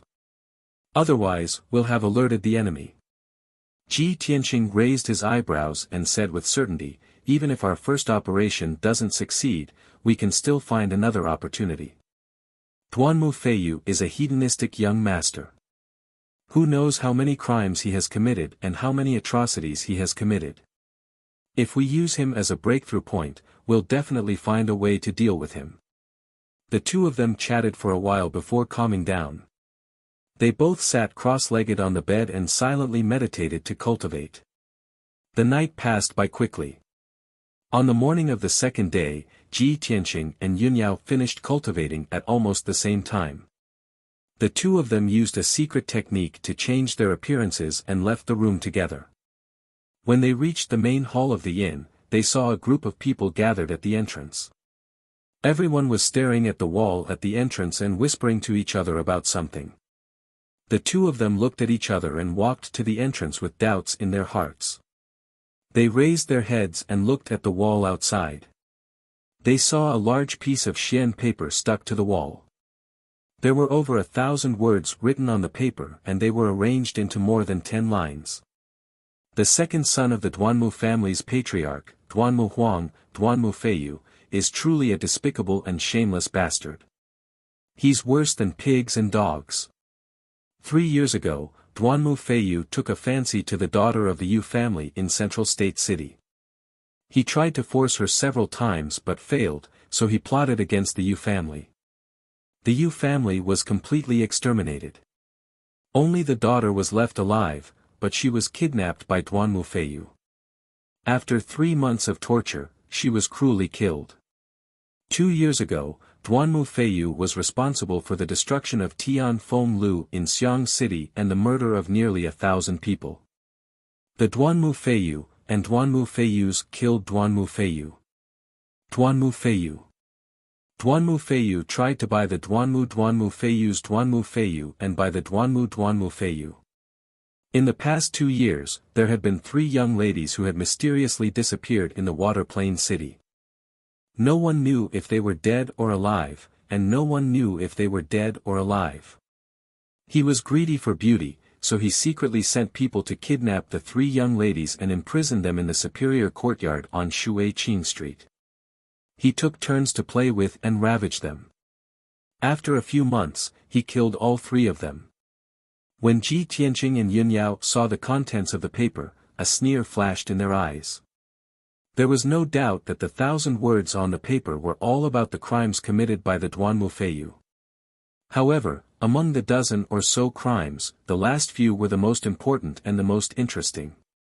Over the past 5 years, Duanmu Feiyu has taken advantage of his position to fill his own pockets and wantonly take over the Duanmu family's businesses and resources to squander and enjoy himself. Especially after Duanmu Yulong was killed, Duanmu Feiyu became even more unbridled. He had already secretly seized 16 pill workshops and manors, and their value was immeasurable. After Duanmu Yulong died, Duanmu Feiyu was pleasantly surprised. He spent his days indulging in sensual pleasures and indulging in drunken pleasures. Duanmu Feiyu even thought that he could replace Duanmu Yulong and become the next head of the Duanmu family. He was always complacent and considered himself as the successor of the family. Over 1,000 words were written on the paper, announcing all the evil deeds of the Duanmu Feiyu to the public. Moreover, the words that the Duanmu Feiyu said in the superior courtyard yesterday were also written on the paper. Ji Tianqing and Yunyao both understood that this matter was definitely done by Su He. There were more than 30 people surrounding the entrance, and most of them were the common people of Central State City. After everyone finished reading the contents of the paper, they all revealed shocked expressions and discussed with righteous indignation. I really didn't expect that not only was second young master Duanmu a hedonistic playboy, but he also did so many cruel and evil deeds. The 10 or so tragedies mentioned here all happened in recent years. I didn't expect that they were all done by the Duanmu Feiyu. That's right. With the power of the Duanmu family, wouldn't it be easy for them to exterminate those small families? Too cruel. That bastard Duanmu Feiyu simply isn't human. There were many rumors in the past that said that Duanmu Feiyu had done many outrageous things. His evil deeds aren't limited to just these. Duanmu Feiyu is simply a bastard. His big brother just died not long ago. Not only is he not in a hurry to take revenge for his big brother, he even claps his hands and applauds. He is simply inhumane. This fellow is the second young master of the Duanmu family, yet he actually filled his own pockets and embezzled his family's assets and resources. This kind of person simply deserves to die. I just came from the southern part of the city. I saw that the streets, alleys, restaurants, and tea houses were all pasted with these papers. Many people were discussing this matter. Who pasted these papers? Who has such guts? Could it be that they aren't afraid of death? The people of the Duanmu family are too arrogant and despotic, especially the young masters of Duanmu Feiyu's generation. Each one of them is more vicious than the other. Of course it would arouse the anger of the people. The discussions of the people entered the ears of Ji Tianqing and Yunyao. The two of them looked at each other and then quietly left the crowd. They continued to walk along the main street. 2 hours later, the two of them passed through several streets and alleys. They saw that the streets, restaurants, tea houses, and other places with many people were all pasted with similar posters. Every poster would attract the attention of many people, creating heated discussions. Duanmu Feiyu was also cursed and condemned by many people. In a single night, tens of thousands of posters appeared out of nowhere in Central State City. They were pasted on the streets and alleys, as well as places where people gathered. In just half a day, more than half of Central State City's people were alarmed. Countless people went to look at these posters. They angrily discussed and cursed. Central State City was in an uproar. All kinds of rumors and slanders flew everywhere. The people's complaints were everywhere. Their hatred for the Duanmu family rapidly increased. Duanmu Feiyu also became notorious. He became a demon that countless people hated and loathed. Even though the Duanmu family's people found that the situation was bad, they quickly sent out large amounts of people to tear down these posters in the city. However, there were just too many posters in the city. Even if the Duanmu family's people had 3 heads and 6 arms, they couldn't quickly remove them. In addition, many people had already seen the posters. Through word of mouth, the news had already spread. Chapter 633. When the curtain of night was about to descend, Ji Tianqing found Su Er's hiding place. Last night, Su had sent people to post over 60,000 notices in the city. After finishing this matter, she found an old courtyard in the northern part of the city and hid there. Today, Central Continent City was abuzz with activity. She hid in the courtyard the entire day, silently waiting for news. When Ji Tianqing found her, she was first filled with shock and disbelief. However, she quickly calmed down, roughly guessing the reason. I hid so well, how could Ji Tianqing find me so quickly? It seems like he still doesn't trust me enough, he definitely left some kind of imprint on my body. Or perhaps, his influence is extremely great, so he could easily find my tracks. Regardless of the result, it made Su Er feel a bit of restraining fear towards Ji Tianqing's methods. Ji Tianqing saw that her attitude was a bit vigilant and restraining fear, so he went straight to the point. Miss Su Er, you've done very well. Right now, the citizens of the city are all discussing the Duanmu family and the Duanmu Feiyu. You've already fulfilled your promise, so it's not convenient for you to continue staying in Central Continent City. The Duanmu Feiyu will quickly find out that it was you who did it. When the time comes, they will definitely hunt you down and kill you. However, don't worry, I will think of a way to send you out of the city to a safe place. Su Er was also secretly thinking about how to quietly escape Central Continent City. When she heard Ji Tianqing say this, she hurriedly bowed and expressed her thanks. For Su Er to be able to receive young Master Ji's help, I am already endlessly grateful. Now that young Master Ji has helped Su Er like this, Su Er is truly grateful, but I am unable to repay you. Ji Tianqing waved his hand, indicating that she didn't need to say any more. Then, he used a secret technique to change her facial features and appearance. After changing her appearance, Su Er changed into a cotton dress and hairpin, her entire temperament completely changed. Even those who knew her wouldn't be able to recognize her that easily. After the preparations were complete, Ji Tianqing brought Su Er out of the old courtyard, hurrying towards Central Continent City's northern city gate. The North City Gate was the most deserted of the 4 city gates. There were fewer guards and their defensive power was slightly weaker.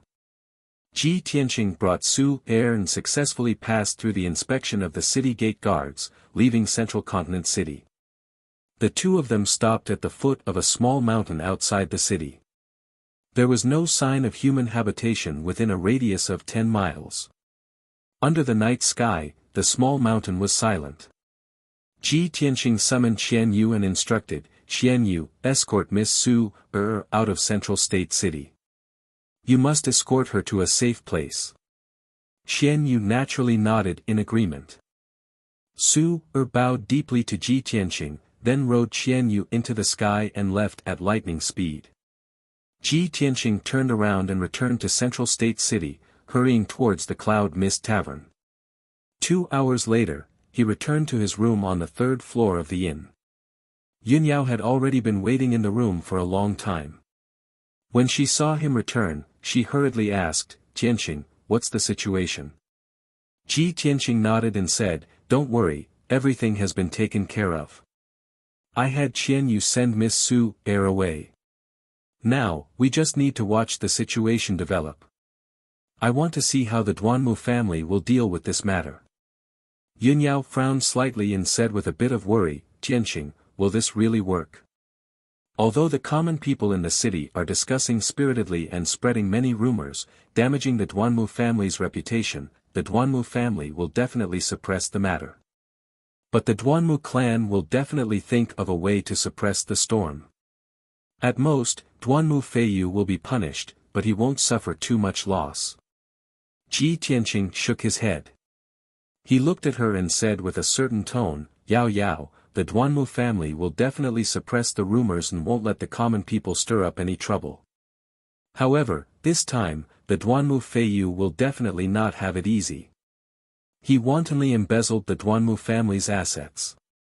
Even if the Duanmu Huang turns a blind eye and doesn't punish him, what about Duanmu Yulong's mother?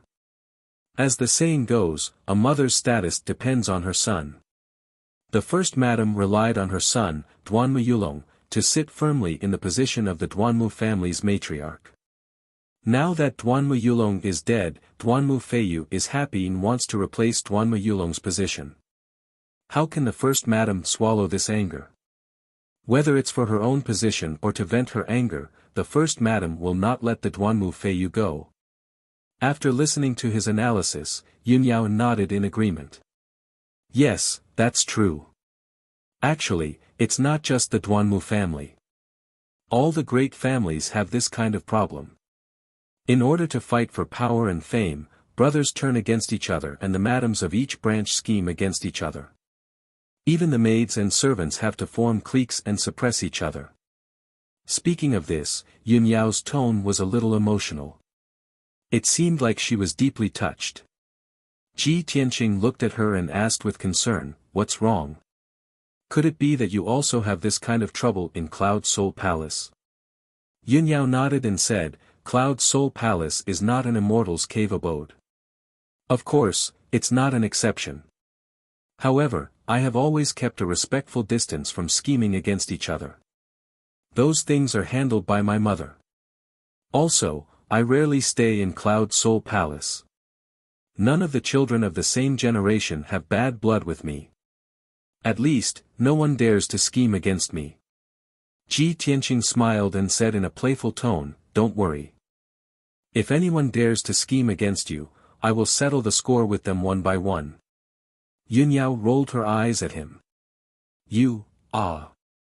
Don't bother with these trivial matters. You can't delay your cultivation. Right, what do you plan to do next?"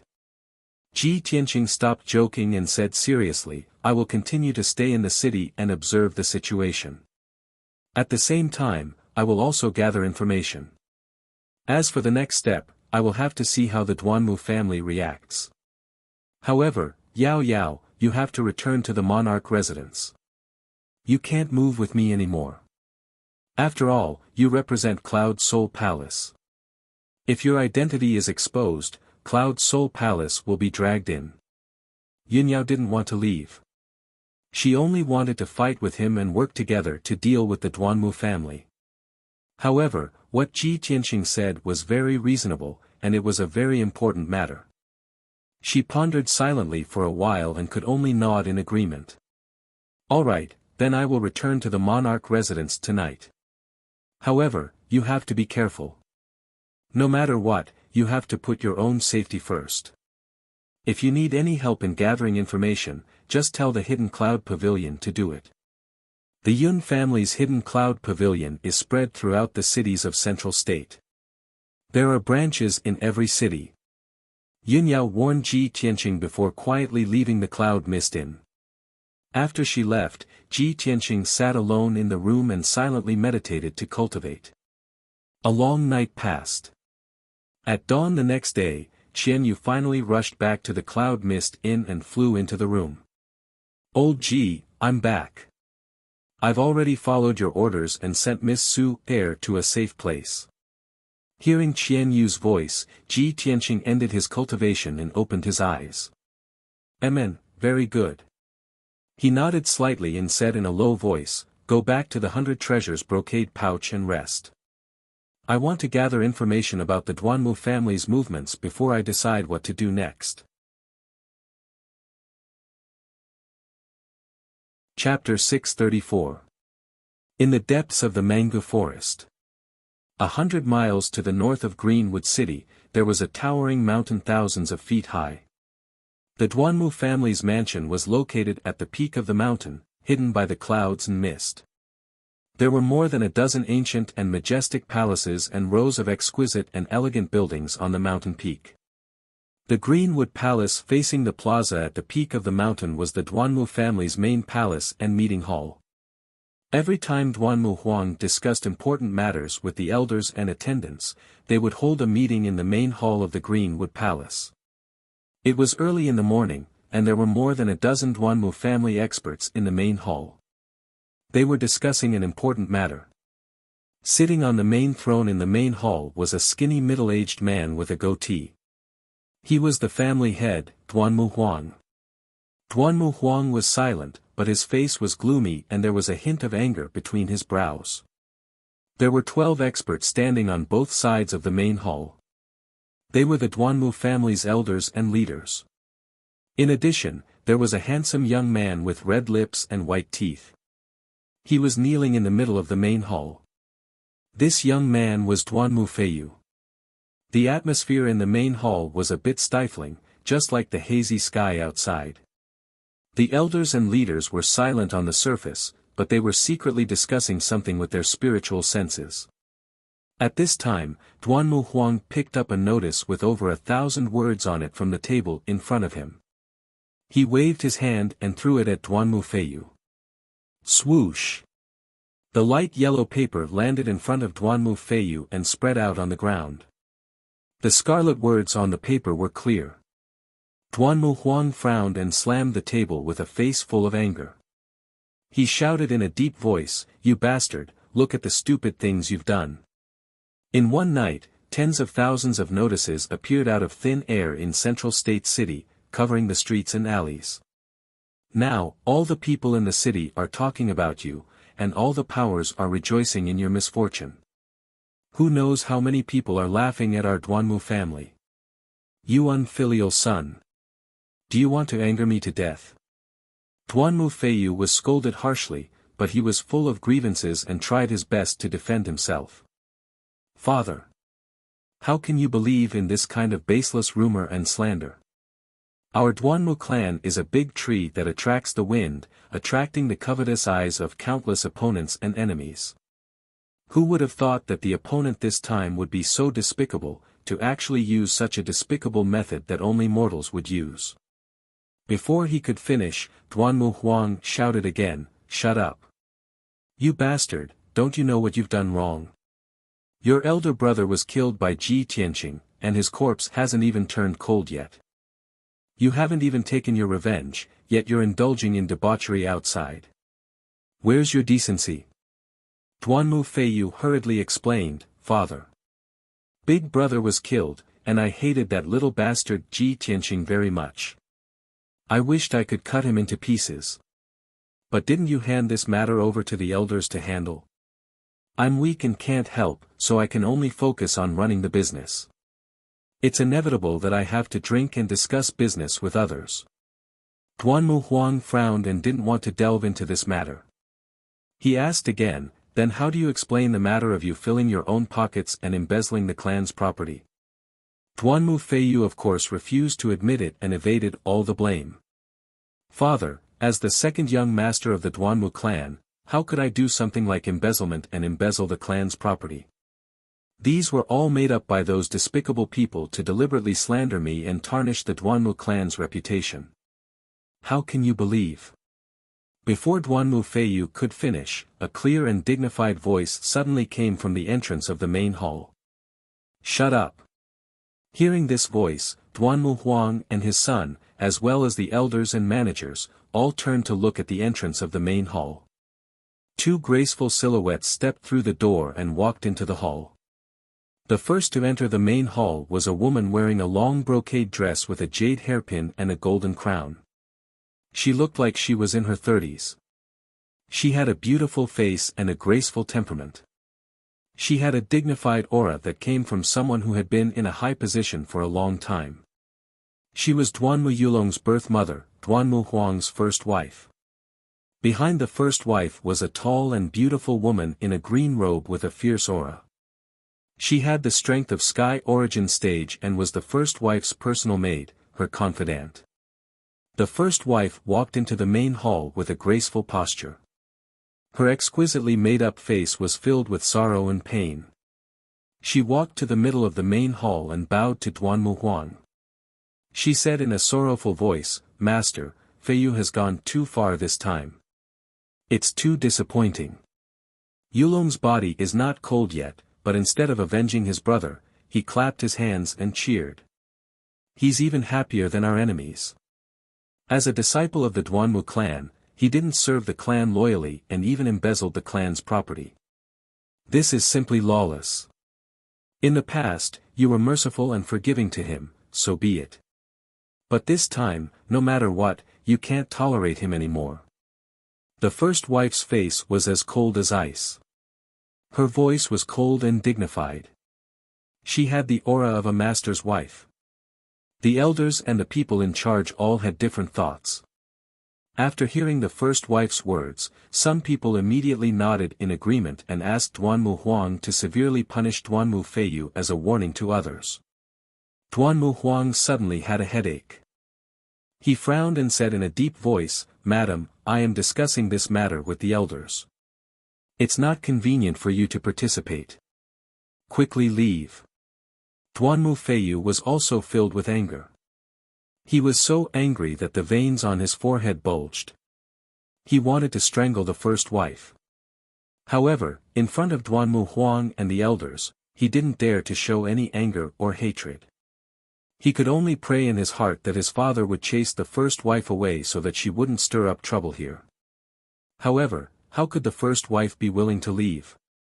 She looked at Duan Mu Huang with disappointment and said in a sorrowful voice, "Master, are you really going to protect Duan Mufeiyu? It's just as the rumors say. After Yulong passed away, you will have to find another successor. I, as the master's wife, will become dispensable. Since that's the case, why don't you just give the order to demote me to a concubine and promote the second wife to the master's wife?" The first wife's tone was truly heartbroken and disappointed. She looked as if she had nothing left to live for. Duan Mu Huang immediately frowned and shouted in a deep voice, "Nonsense. This matter hasn't been investigated yet. I am discussing it with the elders. Why are you interfering?" He looked at the first wife's servant and ordered, "Qing Zhu, immediately take the first wife back to her room to rest." However, Qing Zhu was unmoved. The first wife took out a stack of account books and files from her sleeves and said with a cold smile, "Master, I already guessed that you would be kept in the dark by Duan Mufeiyu and believe that he is innocent. Therefore, I have already sent people to investigate the evidence of Duan Mufeiyu embezzling the family's properties. There were 6 books of accounts and files.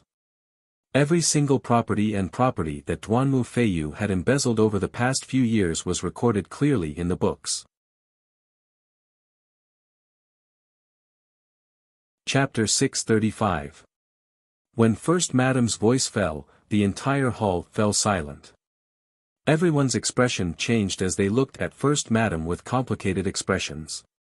Duan Mu Huang's brows were tightly knitted together as he stared at the account books and files on the table. He didn't reach out to take them. He understood First Madam's personality and methods very well. Since she had boldly barged into the hall and dared to take out the evidence in front of everyone, she must have absolute confidence. He didn't need to look at the account books and files to know that there must be irrefutable evidence. It was obvious that First Madam had seized this opportunity and wouldn't give Duan Mufeiyu a chance to turn the tables. The elders and leaders on both sides of the hall were exchanging glances and secretly communicating with each other through voice transmission. Some of them acted as if this matter didn't concern them and looked on coldly, while others rejoiced in Duan Mufeiyu's misfortune and waited for him to be punished. The leaders who supported Duan Mufeiyu had dark looks in their eyes and didn't dare to plead for leniency or dissuade First Madam. Duan Mufeiyu's face was deathly pale as he glared angrily at First Madam's back. His eyes were burning with rage. First Madam had criticized him in the past, but she had only reprimanded him verbally and hadn't really done anything to him. He had never imagined that First Madam would be serious this time and investigate his crimes so quickly. She wanted to kill him in one move. At this moment, Duan Mufeiyu finally realized what kind of scheming, power, and methods First Madam, as the matriarch of the clan. 10 breaths of time passed, but the hall was still silent. Duan Mu Huang had no choice but to express his stance. He picked up the account books and files on the table and flipped through a few pages symbolically. The contents of the records were each more shocking than the last. His expression grew darker and darker until it was as cold as ice. Bang! Duan Mu Huang slammed the account books and files on the table and looked angrily at Duan Mufeiyu. He cursed in a low voice, "You unfilial son. You're so disappointing." His heart was filled with rage, but more than that, he was exasperated at the fact that he had failed to live up to his expectations. He hated Duan Mufeiyu for being unambitious, greedy for pleasure, and committing crimes. Moreover, he was unbearably stupid, without scheming or shrewdness. He didn't even know that he had been schemed against. Duan Mufeiyu didn't dare to quibble anymore. He quickly knelt on the ground and kowtowed, begging for mercy, "Father. I know I was wrong. When I was young and frivolous, I did indeed do many wrong things. However, please give me a chance to turn over a new leaf. I will definitely turn over a new leaf and turn over a new leaf." Before he could finish, Duanmu Huang interrupted him and ordered in a deep voice with an expressionless face, "Duanmu Feiyu, I can ignore all the crimes you commit outside, including murder and arson. But as my son, you've stuffed your own pockets and embezzled the family's assets and resources. This is an unforgivable crime. I will definitely not protect you. Today, I will punish you according to the family rules. From today onwards, I will take back all the power you have in your hands and remove you from your position. I punish you with 90 lashes and send you to the reflection cliff at the back of the mountain to reflect on your mistakes for a year. In addition, you are not allowed to interfere with the family's businesses for 5 years." After announcing the punishment, Duanmu Huang stared at Duanmu Feiyu and shouted with a dignified expression, "Later, you will go to the punishment hall to receive your punishment. If you dare to complain, the number of lashes will be doubled." Duanmu Huang's punishment for Duanmu Feiyu could not be considered heavy, but neither could it be considered light. 90 lashes, 1 year of reflection, 5 years of not being allowed to interfere with the family's businesses. These were all insignificant punishments. The real punishment that caused Duanmu Feiyu to fall from the clouds to the abyss and lose his power and status was the removal of his position and power. In the past, he was the second young master of the Duanmu family and controlled the businesses of more than 20 cities.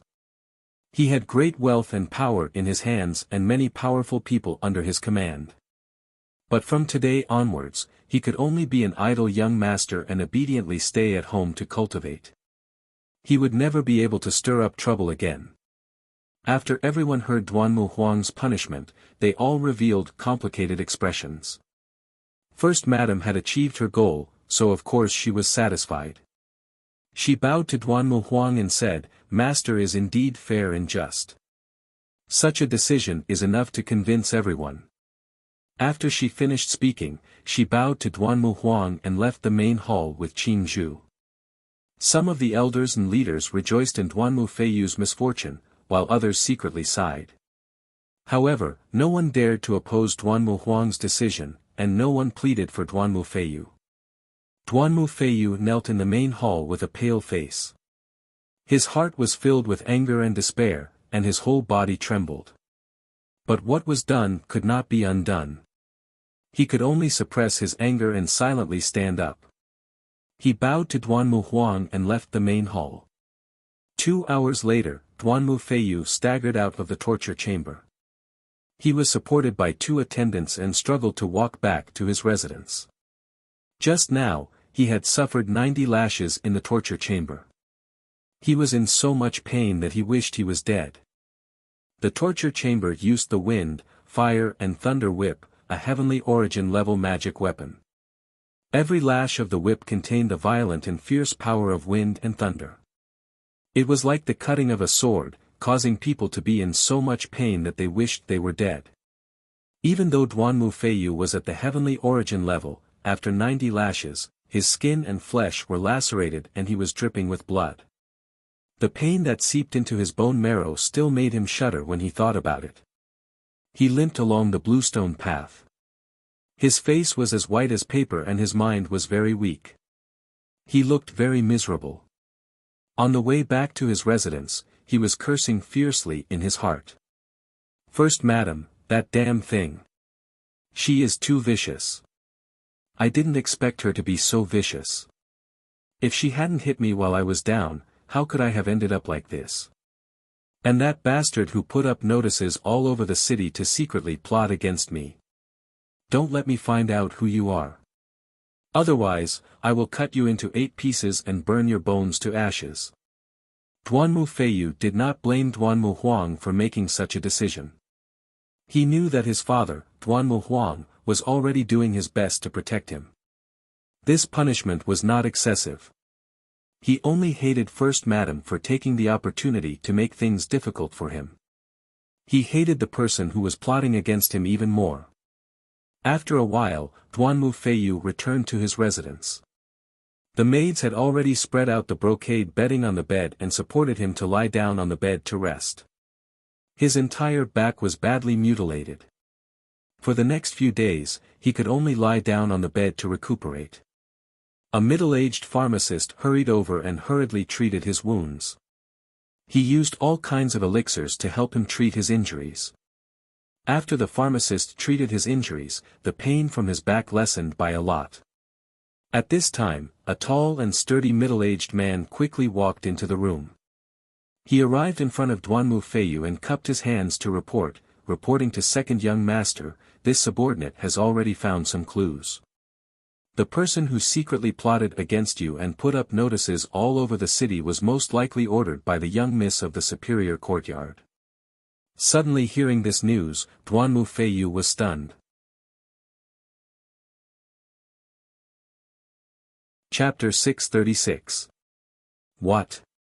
She was the one who did it. Duanmu Feiyu clearly didn't expect that the main culprit who caused him to be in such a state was actually Su Er. Although this news was rather shocking, he felt that it was inconceivable. However, the middle-aged man was his trusted aide named Nie Kuang. He definitely wouldn't lie about this. A moment later, Duanmu Feiyu came back to his senses.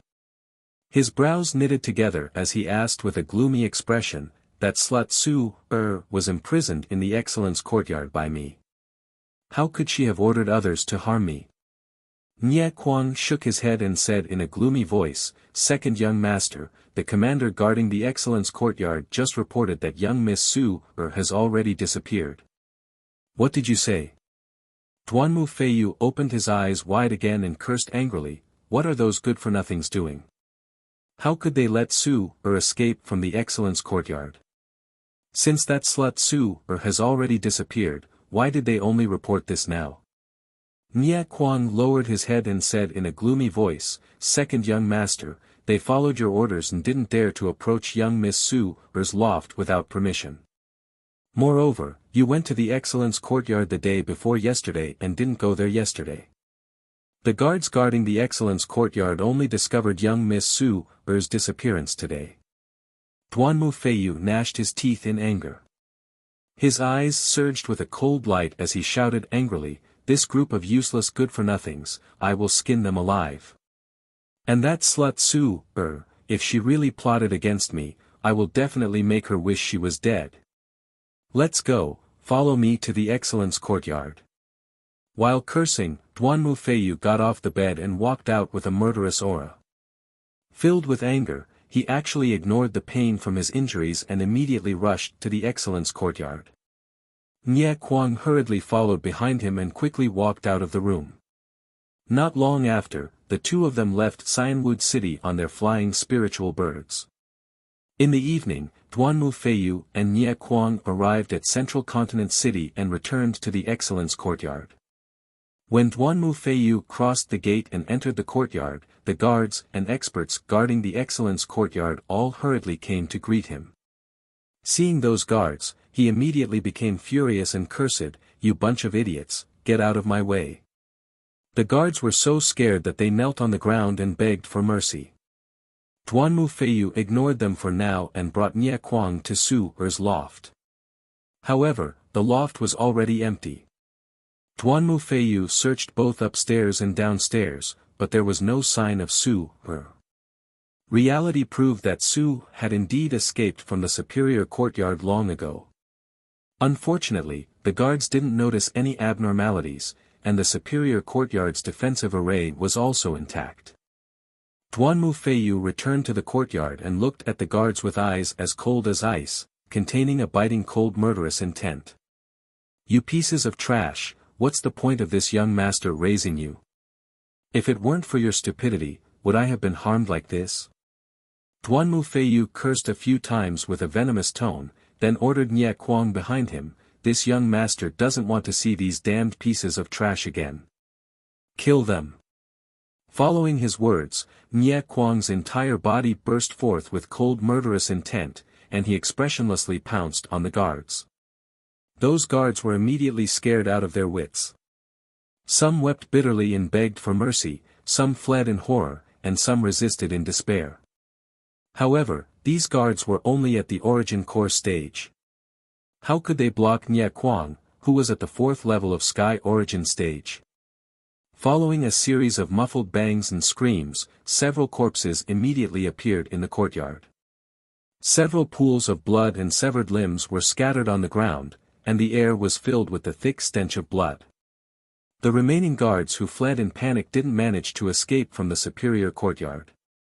After all, the entire courtyard was enveloped by the Sky Origin Great Formation. They simply couldn't escape. The commotion and aftermath of the battle in the courtyard also wouldn't spread. Not long after, Nye Kuang killed all the guards and returned to Duanmu Feiyu's side, his body covered in blood.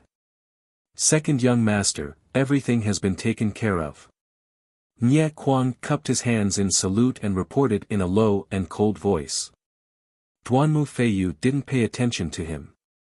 His eyes were gloomy as he looked outside the gate, and the corners of his mouth hooked up into a cold smile.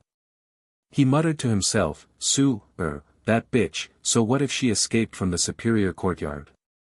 Did she really think she could escape from this young master's palm?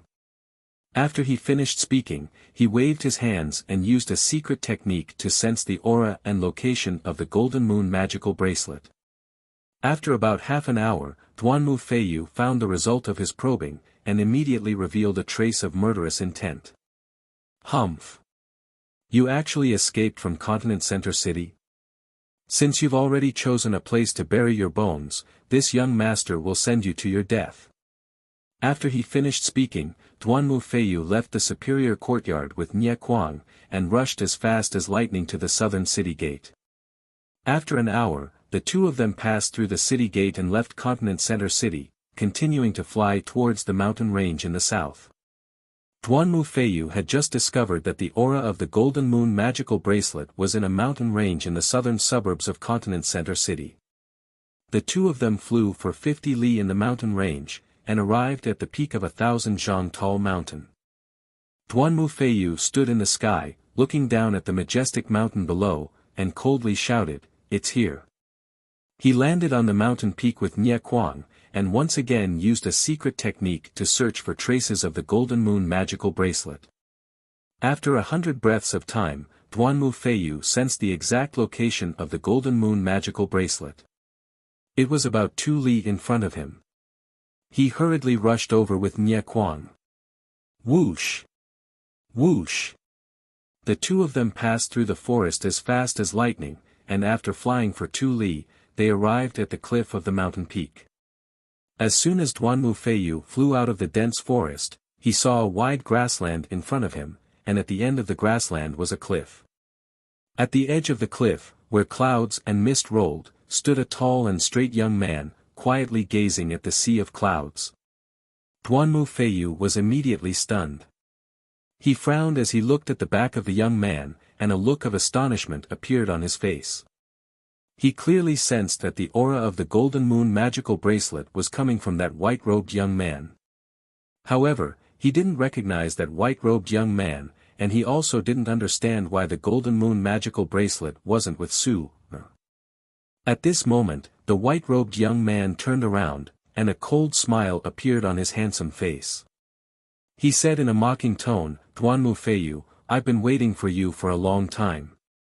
Hearing this, Duanmu Feiyu's expression immediately changed, and his eyes flashed with intense vigilance and wariness. "Who are you? Why have you been waiting for this young master?" The cold smile on the white-robed young man's face became even more playful.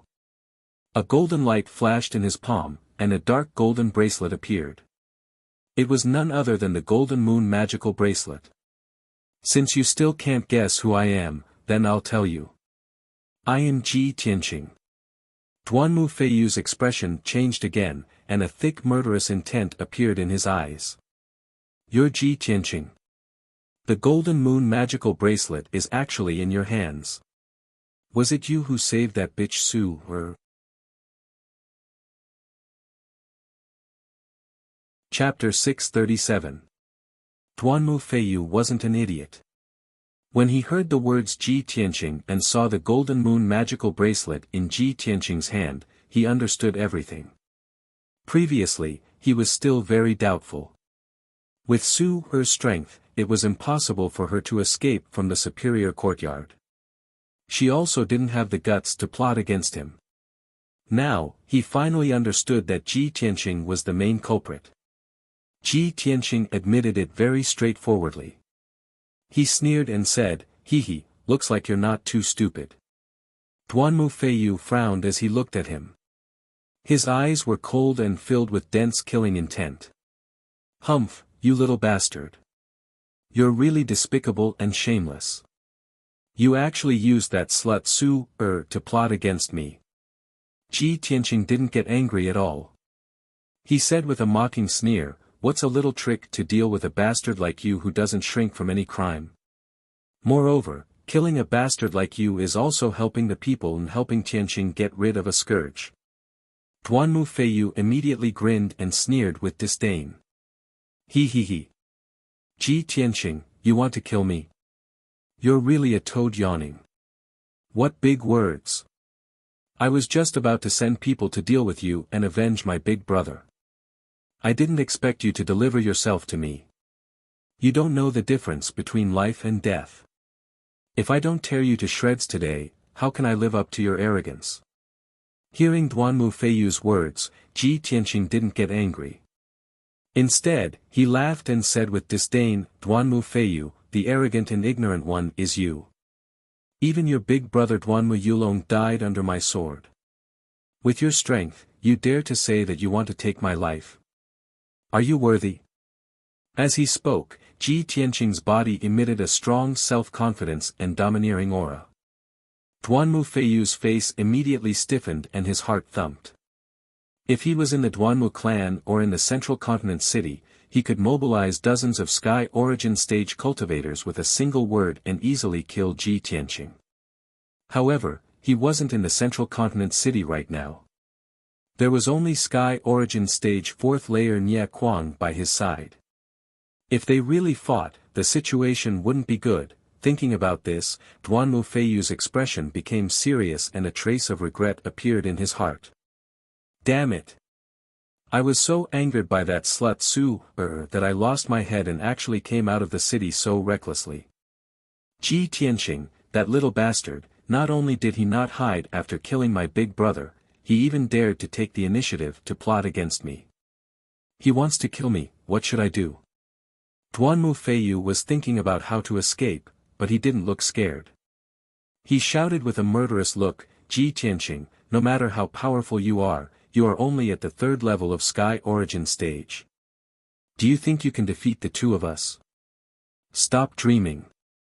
Prepare to die." While shouting angrily, Duanmu Feiyu took out a dark cyan treasured saber. He unleashed all of his power and slashed at Ji Tianqing. Sky-sweeping waves. The Sky Origin stage dark green treasured saber emitted a dazzling blue light. It condensed into 4 huge saber lights that were 30 meters long and slashed at Ji Tianqing's head. In an instant, the grass within 100 meters was covered by the blue light. The air was filled with bone-chilling coldness. While Duanmu Feiyu was attacking, Nie Kuang had already held his 2 mountain-splitting axes. He roared with a murderous aura and used his ultimate killing move. He used all his strength. His body expanded to twice its original size. His whole body was emitting a violent murderous aura. Moon-shattering slash. Nie Kuang waved his black mountain-splitting axes and fiercely slashed out 6 fierce golden axe shadows. Suddenly, Ji Tianqing's figure was covered by the saber lights and axe shadows. He was like a small boat in a huge wave that could capsize at any time. Although Nie Kuang and Duanmu Feiyu were not as strong as the princes of the imperial residence, they still had the power to split mountains and rivers. They could not be underestimated. At this critical moment, Ji Tianqing was shrouded by the saber lights and axe shadows. But he did not panic. He condensed a shield of true ether to protect himself. Then, he used his ultimate skill. Golden slash. A huge golden sword light that was 80 meters long appeared. It carried a terrifying power that could split heaven and earth. It slashed at the saber lights and axe shadows in the sky. Bang! Bang! Bang! The sword light and the axe shadows collided. There was a deafening sound that resounded in the sky and spread for dozens of miles. Suddenly, the saber lights and axe shadows exploded and turned into thousands of pieces that scattered in all directions. A golden and blue shockwave rippled outwards, engulfing the entire mountain peak. In the blink of an eye, the dense forest on the mountain peak was crushed into powder by the shock waves. A huge crater with a radius of 100 meters appeared on the ground. The huge golden sword light was still intact. It carried an incomparably violent power and slashed at Nie Kuang. Bang! Nie Kuang was sent flying by the sword light. The mountain-splitting axes in his hands also flew out. He was still tumbling in the air when he opened his mouth and spat out blood and screamed in pain. His true ether shield was shattered by the sword light. A huge long and narrow wound appeared on his chest, revealing the white bones inside. Dark red blood gushed out like a tide and sprinkled down from the sky. Duan Mufeiyu had long expected that he and Nie Kuang were no match for Ji Tianqing. They were bound to lose this battle. Therefore, when he was sent flying and saw Nie Kuang heavily injured, he turned and ran without hesitation. Ji Tianqing, you bastard, just you wait. As long as I escape back to Central State City, I will mobilize all the Heaven Origin stage experts to kill you. I will skin you alive and tear out your tendons. Duan Mufeiyu cursed bitterly. He flapped his true ether wings with all his might and flew across the sky like a stream of light, escaping toward Central State City. On the devastated mountain peak, Ji Tianqing was still fighting with Nie Kuang. After Nie Kuang fell to the ground with heavy injuries, he had just climbed up from the ruins when he saw Ji Tianqing use another ultimate skill, releasing flames that covered the sky and earth. Scorching sun fire. Following Ji Tianqing's angry roar, the scarlet flames that covered the sky suddenly condensed into a fireball the size of a palace. The fireball was condensed and floated high in the sky, emitting an incomparably terrifying heat. It was really like a scorching sun. Swoosh! The giant fireball fell from the sky, carrying with it a world-destroying might as it smashed towards Nie Kuang. In that instant, Nie Kuang's eyes widened in shock and fear, his heart filled with despair. The giant fireball had locked onto his aura. No matter where he ran, it would definitely catch up to him. Moreover, he had no chance to escape or dodge. In this moment of life and death, Nie Kuang erupted with a strong will to live and desperately urged his true ether to form a shield. Bang! In the next moment, a huge fireball that was as hot as the sun came crashing down and smashed into him, smashing him into the ruins. An earth-shaking explosion spread out for dozens of miles, fiercely reverberating through the mountains. The entire 10,000-foot-tall mountain peak was blasted apart, collapsing with a loud bang and sending dust into the air. Chapter 638. Nie Kuang was only Duan Mufeiyu's trusted guard, an ordinary cultivator of the 4th level of Sky Origin stage. Even Duan Muyulong couldn't block Ji Tianqing's attack. How could he survive? When the blazing sun flame shattered the entire mountain, Nie Kuang was also blasted into pieces and burned to ashes. He only managed to withstand 2 moves from Ji Tianqing before he was completely killed. The loud explosion was still echoing. Dust was still flying in the air. The raging fire covered an area of 10 miles and dyed half of the sky red. By this time, Ji Tianqing had left the fire and the ruins. He flapped his golden wings and flew across the sky like a shooting star, chasing after Duan Mufeiyu. Duan Mufeiyu had just flown 10 miles away and was feeling lucky. Luckily, I was prepared. I retreated in time. Otherwise, I would have been killed by Ji Tianqing. Nye Quan being killed is nothing. I just hope he can stall Ji Tianqing for a while and buy some time for me.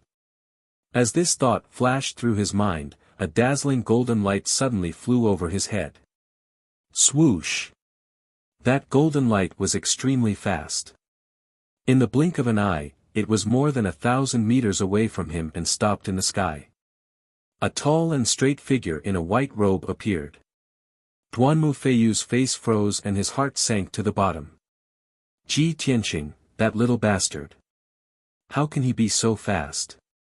Where is that trash Nye Quan? Was he killed by Ji Tianqing?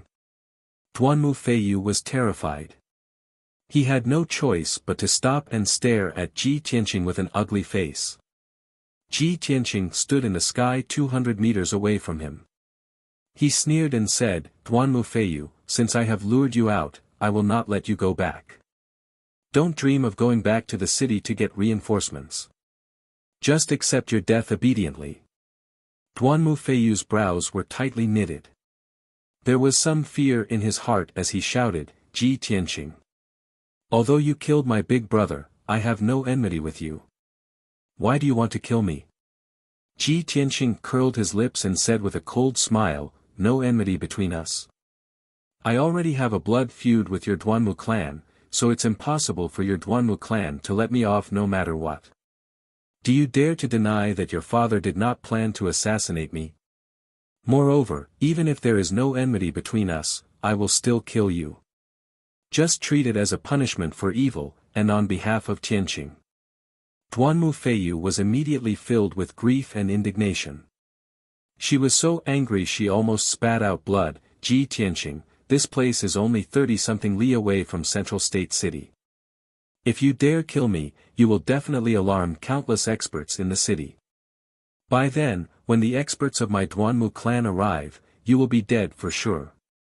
Ji Tianqing sneered coldly, heh, since you still want to be lucky and wait for the experts of your Duanmu clan to come and save you, why don't we give it a try? I will let you know that even if the experts of your Duanmu clan come to save you, it will be useless. Nobody will be able to save you. As he spoke, his body was glowing with golden light.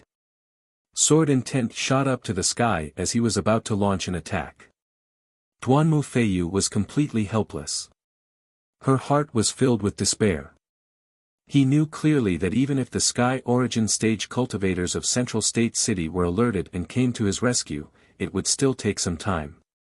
Whether he could survive until the experts of the Duanmu clan came to his rescue was the key to his survival. However, the answer was obvious. Even Nye Quan, who was at the 4th level of Sky Origin Stage, was killed in 2 moves. How could he survive for long? Thinking of this, Duanmu Feiyu was filled with anxiety and grief. She could only try her best to stall for time and find a way to survive. Ji Tianqing. Don't kill me. Stop it. He hurriedly waved his hand and shouted for Ji Tianqing to stop. Enduring the humiliation, he surrendered to Ji Tianqing. Ji Tianqing, I know that the reason why you are doing this is because you want to deal with the Duanmu clan. I have no enmity with you. Even if you kill me, you won't gain anything. As long as you are willing to let me live, I will follow your orders and do as you say. When Ji Tianqing heard Duanmu Feiyu's words, he immediately revealed a cold and disdainful smile. Duanmu Feiyu, don't say such nonsense that is used to coax a 3-year-old child. What a disgrace. If I spare your life, you will immediately gather a large number of experts to deal with me when you return to Central State City. How would you listen to my orders? Duanmu Feiyu's expression changed. He swallowed the second half of his sentence.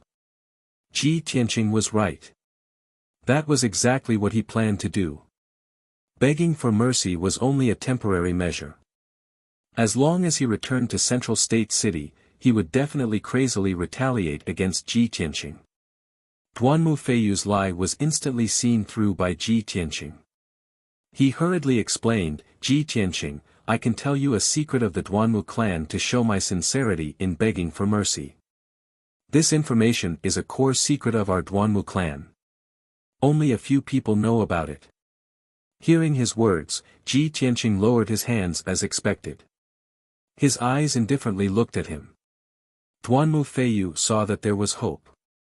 Ji Tianqing was indeed interested in this matter, so he thought that there was still room for negotiation.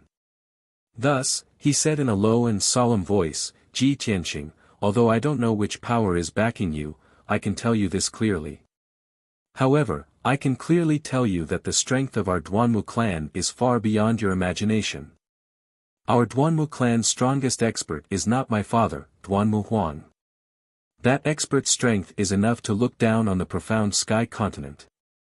You and your backing definitely cannot afford to offend him. If you know what's good for you, let me go.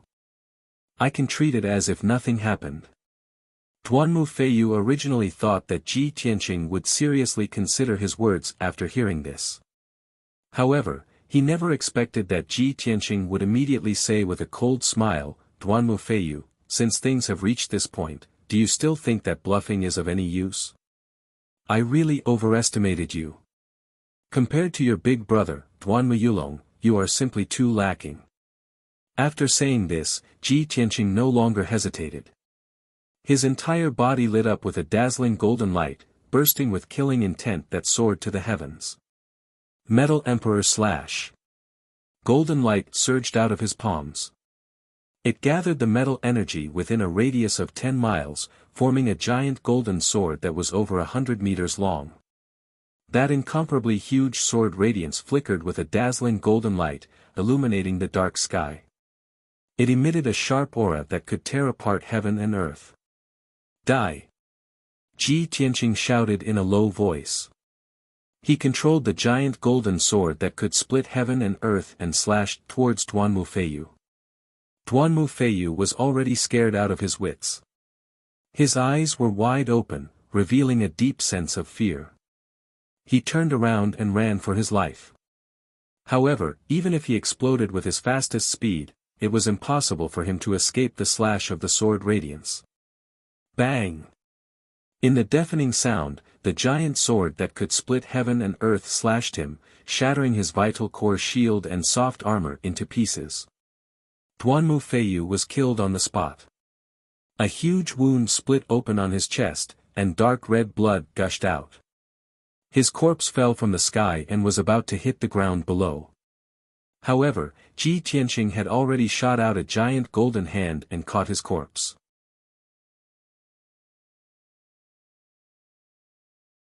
Chapter 639. Ji Tianqing carried Duanmu Feiyu's corpse and flew across the dark sky as fast as lightning, leaving the southern outskirts mountain range. He did not return to Central State City. Instead, he rode Qianyu and flew southeast as fast as a ray of light. At this time, some Sky Origin stage experts in Central State City noticed the commotion in the southern outskirts mountain range and hurried over. However, when they entered the southern outskirts mountain range, they could only see collapsed mountains and ruins covered in cracks. They did not know who had fought here. The night passed quickly. At dawn the next day, Ji Tianqing passed through the famous Mangu forest and entered Greenwood City. At this time, the sky was still dark. The entire Greenwood City was still in a deep sleep and was very quiet. Ji Tianqing crossed Greenwood City and arrived at a mountain peak 100 miles north of the city. He quietly arrived at the peak of the mountain. The Duanmu mansion at the peak of the mountain was shrouded in a thick morning fog, faintly discernible. He did not enter the Duanmu mansion's palace. He hid in the dark and observed for a while. Then, he threw Duanmu Feiyu's corpse on the square in front of the main hall and quietly left. His movements were very fast and stealthy. He avoided several patrolling guards. No one knew what he was doing. Not long after he left, a group of patrolling guards passed by the square and found the corpse. 9 guards in green armor immediately surrounded the blood-soaked corpse when they saw it. When they recognized the corpse as Duanmu Feiyu, they were stunned on the spot. Their faces were full of shock.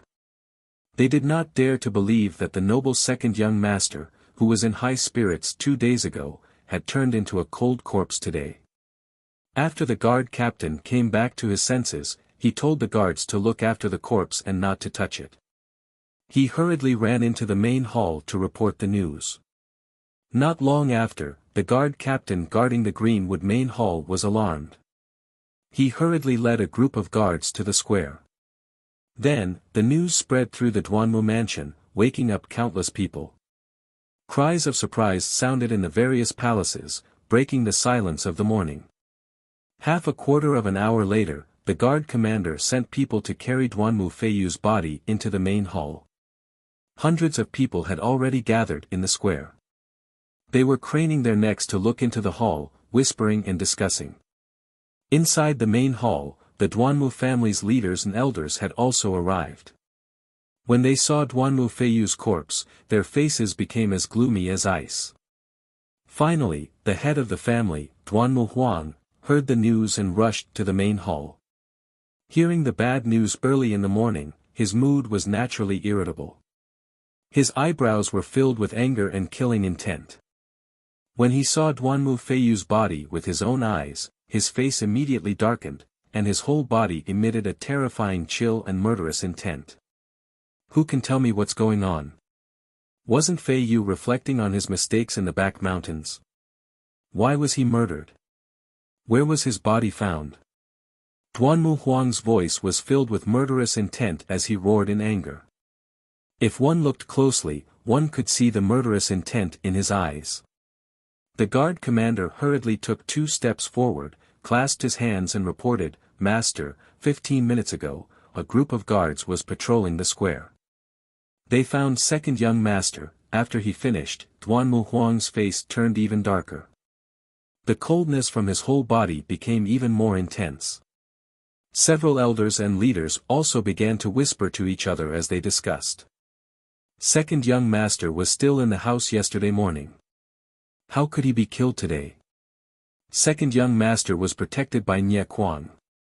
He was at the second level of Sky Origin stage. How could he be killed so easily? I wonder where Fei Yu was killed. Was it in the house? Greenwood City? Or somewhere else? Who was the one who did this? How could they kill Fei Yu at this critical moment? I'm afraid second madam is going to make a scene. Duanmu Huang thought for a while with a gloomy face. Then he ordered in a deep voice, "Men, go to second young master's house. Find out if second young master was in the house last night. Where did he go? Send men to find Nye Quan. I want to see him if he's alive. I want to see his body if he's dead. Also, keep this secret for now. Don't let it spread out. We can't let second madam know." Even though his son was killed, Duanmu Huang was so angry that he almost broke his teeth. However, he was still able to keep calm. Soon, he figured out the key to this matter. He arranged his men methodically and sent them to investigate. Unfortunately, before he could finish his words, a figure barged into the hall. It was a woman in a long silk dress. She looked elegant and beautiful. She was even younger and prettier than the first madam. She was Duanmu Feiyu's mother, the second madam of Duanmu Huang's family. At this moment, the second madam had just heard the bad news of Duanmu Feiyu's death. Her face was as white as paper, and she looked as if she had lost her soul. She stumbled into the hall, ignoring the presence of Duanmu Huang and the other elders. She threw herself onto Duanmu Feiyu's body and started bawling. "Feiyu! My son, you died so miserably. Which damned bastard actually killed you? Feiyu! Wake up and take a look at your mother." The atmosphere in the hall was already cold and stifling. When the second madam's heart-wrenching cries rang out, everyone's hearts tightened and their bodies turned cold. Duanmu Huang looked at the second madam's heartbroken appearance. He wanted to comfort her, but he didn't know what to say. After a moment of silence, he could only say, "Men, bring second madam back to her room to rest." 2 maids immediately entered the hall and supported the second madam by her arms. They were about to bring her out of the hall. The second madam cried with tears and snot flowing down her face. She tried her best to shake off the two maids. Her eyes were red as she looked at Duanmu Huang. Her voice was hoarse as she cried, "Master, our son was killed. How can I still rest?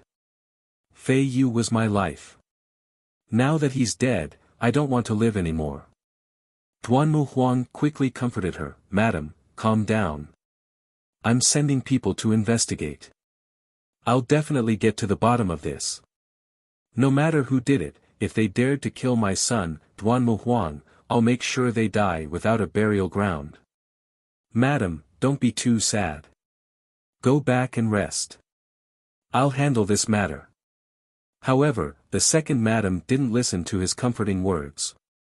She sneered as if she had gone crazy. "Get to the bottom of this?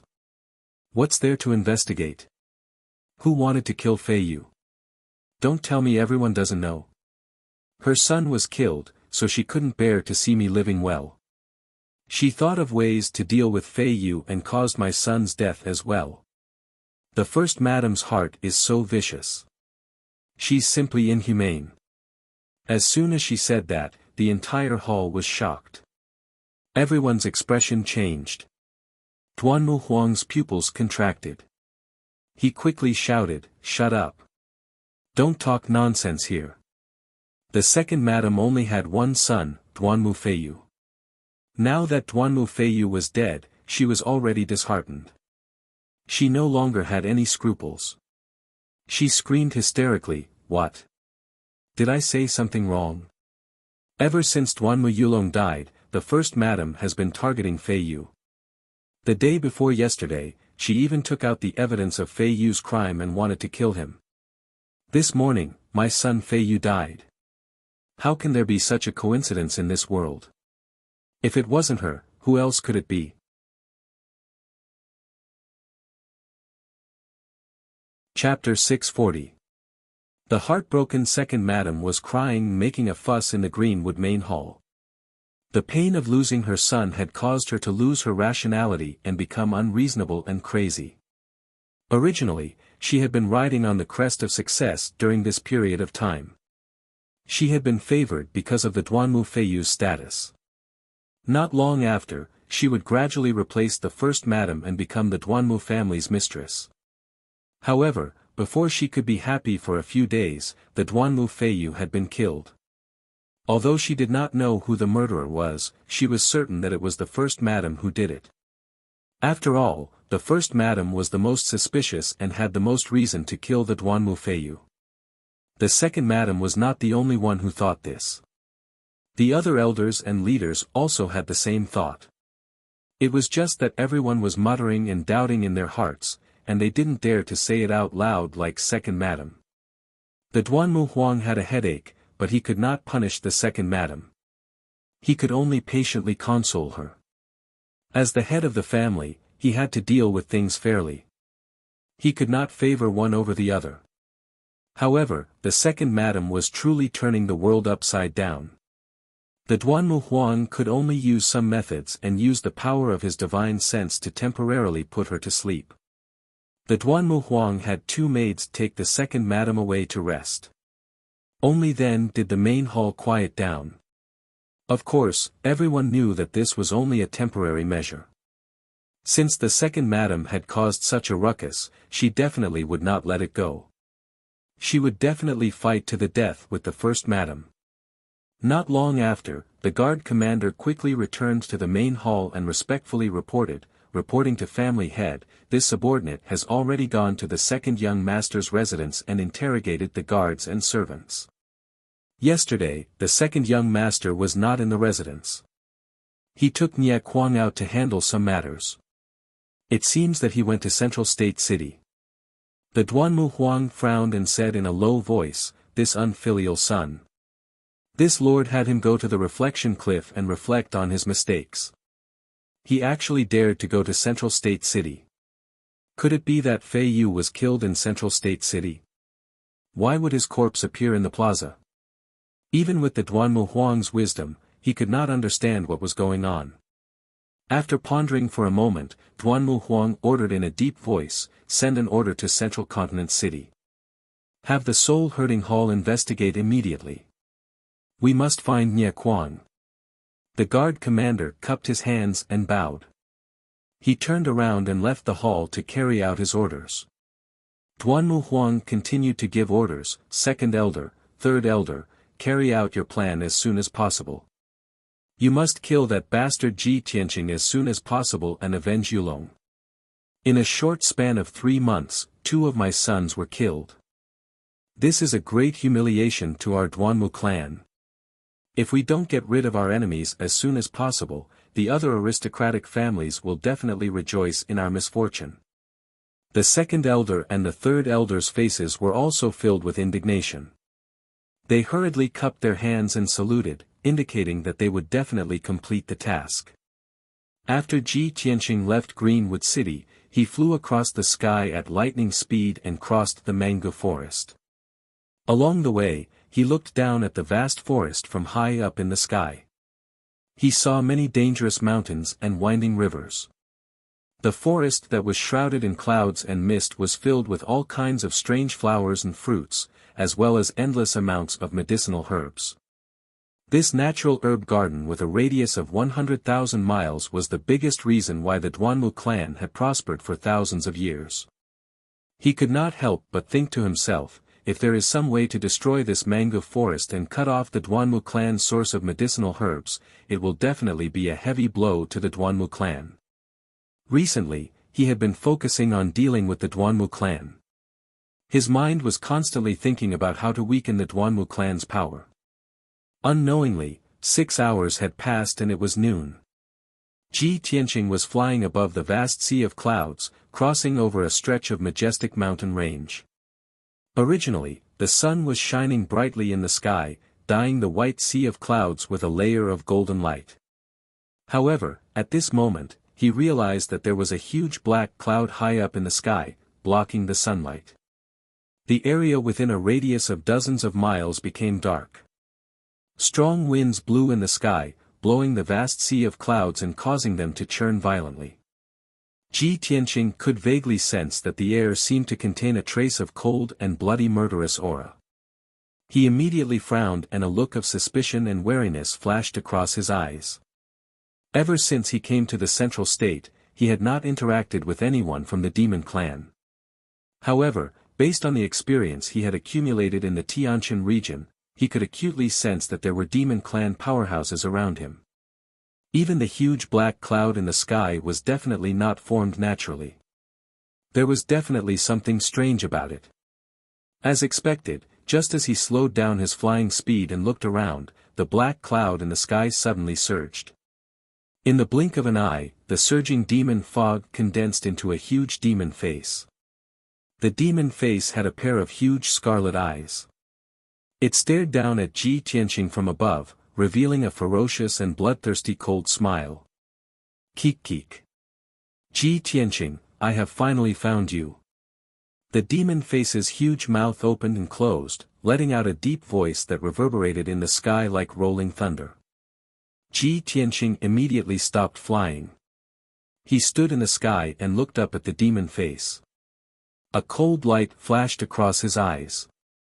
There is indeed a Demon Clan powerhouse attacking. When he suddenly saw the demon face in the sky, he instinctively thought that it was the Demon Emperor. However, after sensing it carefully, he realized that the aura of the huge demon face was not as unfathomable as that of the ancient Demon Emperor. When he heard what the demon face said, he was sure that it was not the Demon Emperor but a Demon King powerhouse. Ji Tianqing looked at the demon face in the sky calmly without any worry or fear. He said in a low and cold voice, "The remnants of the Demon Clan are so savage that you dare to come to the Central State." The demon face opened its huge mouth and sneered in a deep voice, "Humph. In the ancient times, my clan was the ruler of the Tianxian continent. We ruled the world and ruled over hundreds of races. The Central State was originally my clan's territory. It was just that it was invaded by you humans. Why would I dare to come to the Central State? I will kill a lowly worm like you today." Ji Tianqing had heard of some legends from the ancient times and knew that the demon face was telling the truth. However, he was not interested in this question. He sneered with a cold expression, "Cut the crap. Are you avenging the Blood Demon King or working for the ancient Demon Emperor? Tell me your name. My sword does not kill nameless rats." The demon face opened its mouth and sneered. "Ha ha ha. Who does the Blood Demon King think he is? I am the king of the fierce Wind tribe. I only follow the orders of His Majesty the Demon Emperor. Ji Tianqing, if you know what's good for you, surrender immediately. Don't wait for me to attack. Otherwise, you will suffer." The Demon King of Fierce Wind's tone was full of confidence and arrogance. It was as if victory was in his hands and he already had Ji Tianqing's life in his hands. As his voice fell, the demon cloud that covered the sky spread in all directions. In the blink of an eye, it covered a radius of 10 miles. The demon cloud condensed into a thick black wall of light, forming a huge black ball of light that sealed off the sky within a radius of 10 miles.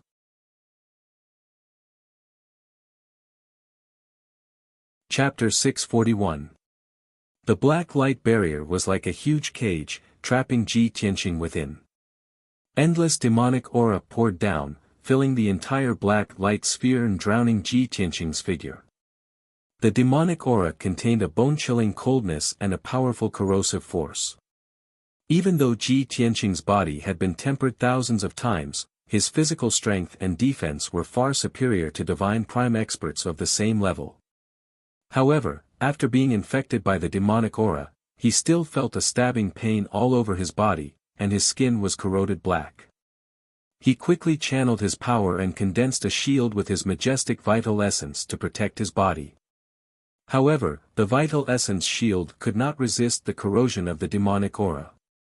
It was quietly thinning, and its power was rapidly weakening. Ji Tianqing had to constantly consume power to maintain the vital essence shield. Even if the Demon King of Lifeng did not attack, his vital essence would be exhausted after staying in the demonic aura for 2 hours at most. What secret technique is this? How can it be so powerful? He was a little surprised and muttered to himself. At the same time, the Demon King of Liefeng's mocking laughter came from the dark demonic aura behind him. "Ha ha ha. Ji Tianqing, I've been watching you for a long time, and I've made ample preparations before attacking. I've carefully prepared the dark cage for you. As long as you're trapped in it, there's no way you can escape. Are you panicking? Are you afraid? Don't worry, I'll let you slowly taste the pain and despair." Obviously, this dark area with a radius of 10 miles was the dark cage that the Demon King of Lifeng had mentioned. This was a divine prime secret technique of the demons. It was extremely troublesome to perform, and it required the blood essence of hundreds of sacrifices, as well as a lot of resources. However, once the dark cage was successfully performed, its power was extremely terrifying. Ji Tianqing suddenly heard the Demon King of Liefeng's voice. He subconsciously turned his head and looked behind him, his eyes sharp as he searched around. However, there was only endless darkness behind him. There was no one at all. Even if he used his spiritual sense to investigate, he could not find the Demon King of Liefeng's body. As such, even if he wanted to resist, there was no way he could do it. Dark cage. I'd like to see how long your meticulously prepared secret technique can trap me. Ji Tianqing raised his eyebrows, his eyes revealing an unyielding fighting spirit. A cold light flashed in his palm, and a dark sword appeared out of thin air. It was the Black Dragon Sword. 9 Heavens Dragon Soars. Ji Tianqing abruptly unsheathed his sword and slashed out a 40-meter-long cold sword aura, fiercely hacking at the darkness ahead. The giant ice sword lit up with a dazzling sword light, bursting forth with an invincible and terrifying power. It cut through the shroud of the pitch-black demonic fog and slashed into the depths of the darkness. However, this sword slashed through the air and did not cut anything at all. In the blink of an eye, the cold and dazzling sword light was swallowed up by the darkness and disappeared. The dark prison was still intact, and there was no reaction at all. Seeing this scene, Ji Tianqing immediately frowned, and a trace of doubt flashed in his eyes. How could this be? I slashed down with my sword, but there was no reaction at all. Could this dark prison be a large array? Ji Tianqing vaguely felt that it was impossible to break the dark prison with a powerful sword technique. He quickly released his spiritual sense and carefully probed the surrounding situation, trying to find clues about the dark prison and find clues to crack the array. Unfortunately, he could not find any clues after observing for a while with his spiritual sense, nor could he see how the array was constructed. This result made him even more puzzled, and he thought to himself, no. With my attainments in array Dao, even if I can't crack all of the Tianyuan arrays, I should be able to find clues. At least I can detect the existence of the array and sense the power of the array. The Demon King of Lifeng is also at the Tianyuan stage, and it's impossible for him to set up a soul-level array. If this dark prison is a Tianyuan array, I should be able to find clues. Could it be that this is not a large array? Just as Ji Tianqing was calmly analyzing, the Demon King of Liefeng's sneer came from the darkness behind him. Huh, Ji Tianqing, I know you're good at array Dao and good at cracking large arrays. But you'll never be able to crack my dark prison. How could a despicable human worm like you understand the wonders of my race's secret technique? Hearing the Demon King of Liefeng's confident and proud words, Ji Tianqing was immediately sure that the dark prison was not a large array, but a secret technique of the demon race. Moreover, he had been waiting for the Demon King of Lifeng to speak again. When the Demon King of Liefeng's voice sounded, he had already swung the black dragon sword at lightning speed and slashed at the darkness behind him. Swoosh! A giant golden sword appeared out of thin air, bursting with a power that could destroy everything, and slashed at the darkness 100 meters behind him. However, the darkness was empty, and there was only a large mass of dark demonic fog. The giant golden sword slashed at the mass of dark demonic fog with a muffled bang, and was soon swallowed by the boundless darkness without causing any reaction. No matter how powerful Ji Tianqing's sword technique was, it could not threaten the Demon King of Lifeng. It felt like he had punched cotton with all his strength. The Demon King of Lifeng laughed and said in a mocking and pitying tone, "Ha ha ha. You stupid worm, you actually want to take the opportunity to sneak attack me? I've already turned into infinite demonic energy and merged with the dark prison. In this dark prison, I'm the invincible ruler. Your life and death are in my hands." Ji Tianqing's face became gloomier, and the murderous aura in his eyes became more intense. He silently put away the black dragon sword and asked in a low voice, "Demon King of Lifeng, do you dare to fight me fair and square, you coward?" The Demon King of Liefeng's voice sounded in the darkness above his head. "Ji Tianqing, don't try to goad me. It's ridiculous. I don't need to show myself, nor do I need to fight you. I just need to trap you in the prison for 2 hours. After 2 hours, your true yuan will be exhausted, and you will no longer have the power to resist. At that time, you will be at my mercy." Ji Tianqing silently listened to the Demon King of Liefeng's words, but he was not angry and could still remain calm. He analyzed an important piece of information from the Demon King of Liefeng's words. Given the cruel and bloodthirsty nature of the demon race, if the Demon King of Lifeng wanted to kill me, he would not have said so much nonsense to me. It seems that his goal is not to kill me, but to capture me. Ji Tianqing recalled something. Back in the Sky Pillar sect, when the ancient demon emperor had just broken through the seal, he had said something. The ancient demon emperor had said that the sword god's bloodline in his body was the best sacrifice that could help it quickly recover its vitality. Thinking of this, he could roughly guess the Demon King of Liefeng's goal.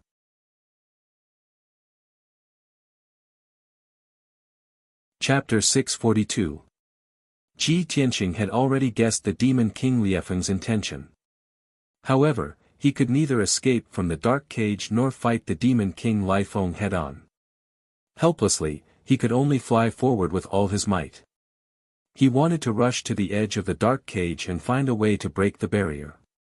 However, after flying for more than 10 miles in the darkness, he still could not reach the edge of the dark cage and returned to his original spot. This time, Ji Tianqing was really at his wit's end. He could only circulate his energy to resist the erosion of the demonic qi and try his best to think of a way to escape.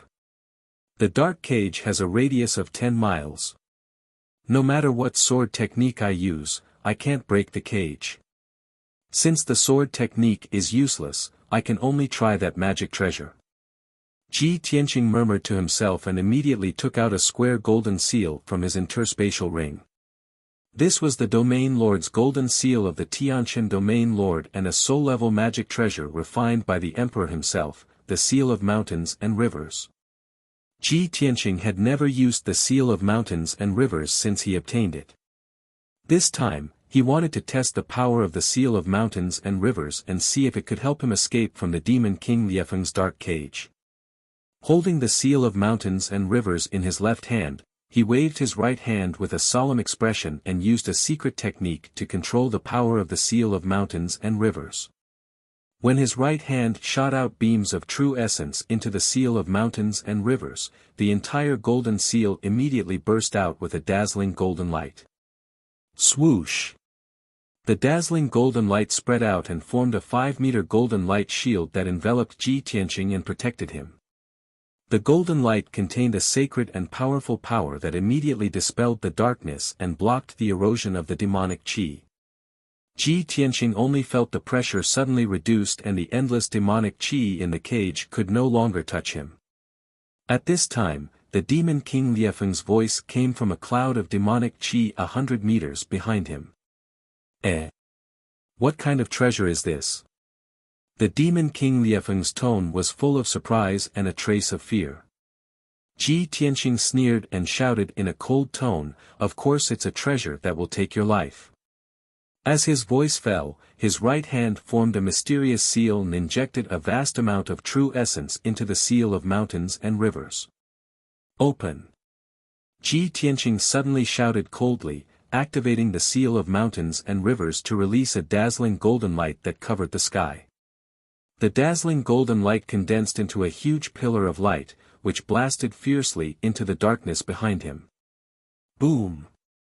The 100-meter-long golden pillar of light carried a destructive power as it pierced through the layers of demonic mist and struck the black light barrier at the edge of the cage. An earth-shattering explosion was heard, and it reverberated fiercely in the dark sky. Several huge cracks appeared on the walls of the cage, spreading in all directions. The entire cage of darkness began to tremble violently, as if it was unable to bear the burden and would collapse at any moment.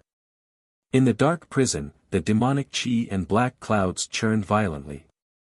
The demon king of Liefeng immediately let out a panicked roar. "How is this possible? You lowly reptile, how could you shake my cage?" Ji Tianqing saw that the power of the seal of mountains and rivers was indeed strong, and his eyes were filled with joy. "When I used the seal of mountains and rivers for the first time, I only used 10% of its power, and it was enough to shake the entire cage of darkness." He did not hesitate to cast the technique again, releasing an even more majestic true origin and injecting it into the seal of mountains and rivers. Suddenly, the seal of mountains and rivers released an even more dazzling golden light, which condensed into an even more terrifying golden pillar of light. Boom! The 200-meter-long golden pillar of light instantly pierced through the boundless darkness, and once again struck the barrier of the cage of darkness. Amidst the deafening noise, a huge hole was blasted open in the black light barrier, and dense cracks appeared. The golden pillar of light passed through the hole and disappeared in the blink of an eye. However, the cracks around the hole were rapidly extending and expanding, causing the entire cage of darkness to be on the verge of collapse. Seeing that the cage of darkness was about to break, the demon king of Liefeng could no longer maintain his calm and roared furiously. "Bastard! Little bastard, don't even think about escaping from my suppression." The dozens of demonic clouds hidden in the darkness immediately gathered together and condensed into a 100-meter-tall humanoid beast.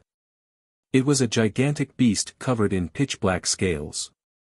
Its limbs were extremely thick and sturdy, and its head was huge. It had a wide and flat mouth, and there were several rows of sharp barbs on its spine. Moreover, it had a huge crocodile-like tail, which was covered in black barbs. This ferocious-looking humanoid beast was the true form of the Demon King of Lifeng. It roared angrily and pounced on Ji Tianqing as fast as lightning, waving its pair of giant claws and smashing down. Its claws were the size of a 2-story building, and the black claws were sharp enough to crush a 1,000-meter-tall mountain. If Ji Tianqing was hit by the huge claws, he would be severely injured even if he did not die. However, Ji Tianqing did not retreat. He looked coldly at the Demon King of Lifeng, and once again activated the power of the Seal of Mountains and Rivers. Dragon Shadow of Mountains and Rivers. The Seal of Mountains and Rivers once again released a dazzling golden light, which condensed into a 300-meter-long golden spear shadow. It erupted with a power that could destroy everything and blasted at the Demon King of Lifeng. The Demon King of Lifeng felt the terrifying power of the golden spear shadow. His body immediately trembled, and his eyes widened in horror. He subconsciously stopped pouncing and wanted to avoid the bombardment of the golden spear shadow. However, he was too close to Ji Tianqing, and the speed of the golden spear shadow was too fast. Everything was too late. Kaboom! A thunderous sound burst out and reverberated violently in the dark cage. The powerful golden spear shadow instantly pierced through the Demon King of Lifeng's huge claws and blasted his thick and sturdy left shoulder that was covered in scales. The Demon King of Lifeng was immediately blasted away and slammed into the dark cage's barrier. Boom! In the dull loud sound, the dark light barrier was smashed and completely collapsed. The golden spear shadow pierced through the Demon King of Lifeng's left shoulder and flew out of the dark cage, disappearing into the sky. The dark cage finally broke into pieces, turning into demonic chi that covered the sky and the earth, spreading out in all directions. The Demon King of Lifeng screamed in pain. Black blood gushed out from his wounds. He fell from the sky and smashed into the dense forest. Swoosh! Ji Tianqing's body flashed. He went through the rolling demonic chi and flew back to the forest. He looked down at the forest and saw the Demon King of Lifeng lying miserably in the forest, still struggling. Soul-level magical weapons are indeed powerful. This is my first time using it. I haven't mastered the secret technique yet I can already release such a powerful attack. Not only did I break the dark cage, but I also severely injured the Demon King of Lifeng, who is at Sky Origin Stage Level 7.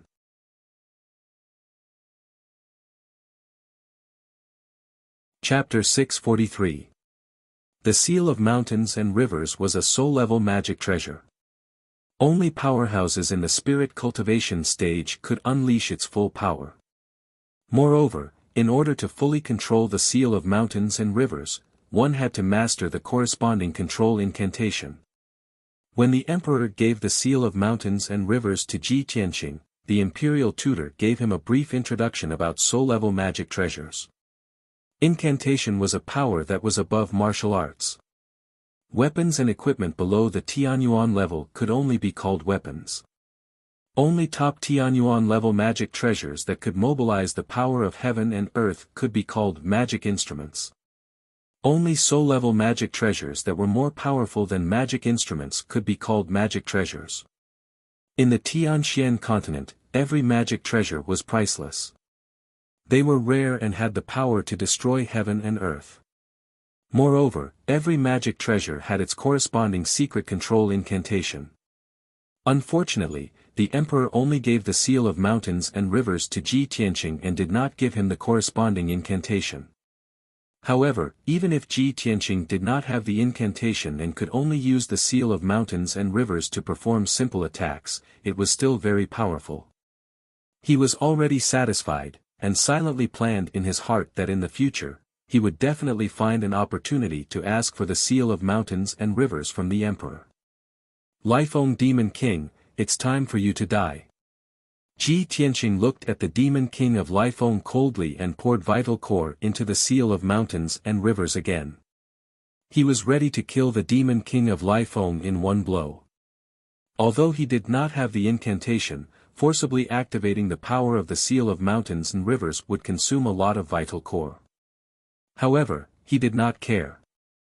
As long as he could kill the demon king of Lifeng, it would be worth it no matter how much vital core he consumed. However, at this moment, in the sky above the forest thousands of meters behind him, a mocking sneer suddenly sounded. Demon King of Lifeng, you can't even take down a worm at level 3 of the Tianyuan stage. How dare you report to the Demon King? Humph. No wonder the Lifeng tribe is getting weaker and weaker. With your abilities and tricks, you should go back to the northern desert. Don't embarrass our tribe. It was a slightly sharp male voice. His words were full of undisguised disdain and contempt. Ji Tianqing immediately frowned and turned to look behind him. In the sky behind him, a skinny demon clan man wearing a blood-red robe was walking over. The male demon looked a little strange. His skin was pale and bloodless, like a corpse. His dark red waist-length hair was tied into 3 braids. A few fangs were exposed in his flat mouth, and blood was dripping from them. Although this male demon maintained his human form, he still looked ferocious and terrifying.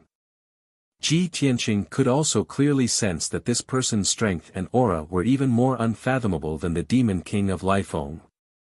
Vigilance flashed in his eyes as he temporarily ignored the severely injured Demon King of Lifeng and stared at the blood-robed man. At this time, Demon King Lifeng also flew into the sky and turned into a burly bald man. His whole body was stained with dark demon blood, and there was a huge bloody hole in his left arm. His entire left arm was drooping and unable to move.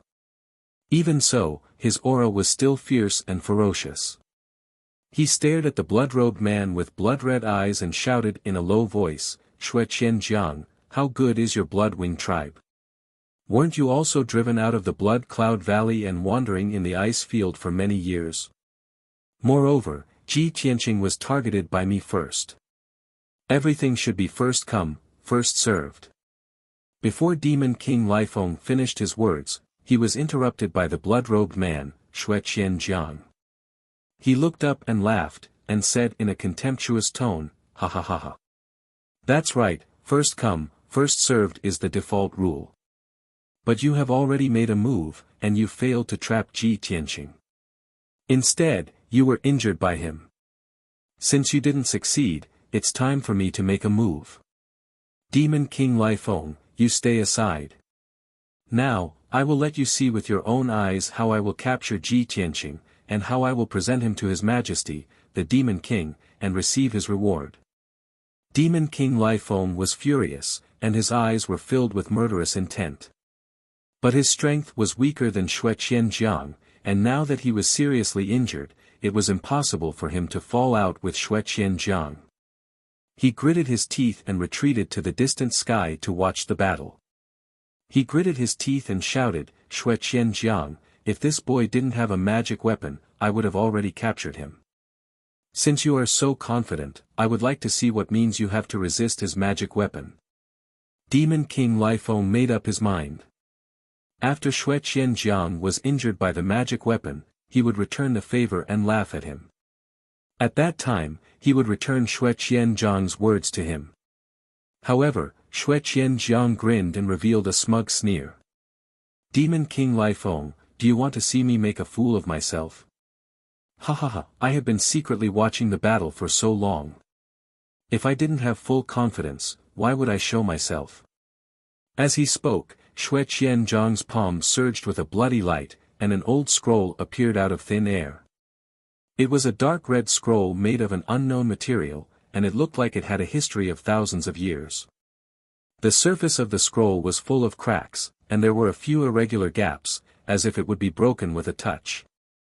However, it was this tattered scroll that was faintly emitting an extremely shocking evil power. Ji Tianqing tried to touch it with his spiritual sense, and was immediately dizzy by the bloody smell in the scroll. He suddenly realized that the extremely old scroll must also be a magic treasure. Sure enough, after Demon King Lifeng saw the ancient scroll, he was immediately stunned, and his face was full of disbelief. Is this the scroll from that year? The relic of His Majesty Blood Emperor, the Corpse Mountain and Blood Sea map? Demon King Liefeng's voice was trembling, and it was full of shock and a trace of jealousy. Xue Qianjiang nodded and revealed a smug sneer, "That's right. This is the magic weapon that my great-grandfather, the Great Blood Emperor, personally refined. In the war thousands of years ago, the Blood Emperor fell, and the Mountain of Corpses and Blood Sea map went missing. However, my father and I spent more than 200 years, and almost searched the entire northern desert, and finally found it. With this magic weapon in hand, I can control monstrous power, and create a mountain of white bones and a boundless sea of blood. Why would I worry about not being able to revive the Bloodwing tribe?" When Xue Qianjiang talked about the origin and power of the Mountain of Corpses and Blood Sea map, he was full of pride, and could be said to be in high spirits. Demon King Lifeng stared at the Mountain of Corpses and Blood Sea map, and was stunned for a long time before he came back to his senses. He nodded dejectedly, and said in a low and dry voice, "Xue Qianjiang, no wonder you were so arrogant. You knew that the boy had a magic weapon to protect him, and you still dared to attack him. I didn't expect that you really found the legendary Mountain of Corpses and Blood Sea map. You win. You win, and Ji Tianqing is yours." The appearance of the Mountain of Corpses and Blood Sea map completely destroyed Demon King Liefeng's hope, and he was both shocked and jealous. Chapter 644. The severely injured Demon King Lifeng left. Only Ji Tianqing and Xue Qianjiang were left in the sky above the Mangu forest. Ji Tianqing had been silent, secretly observing Xue Qianjiang. The conversation between Xue Qianjiang and Demon King Lifeng made him understand a lot of information.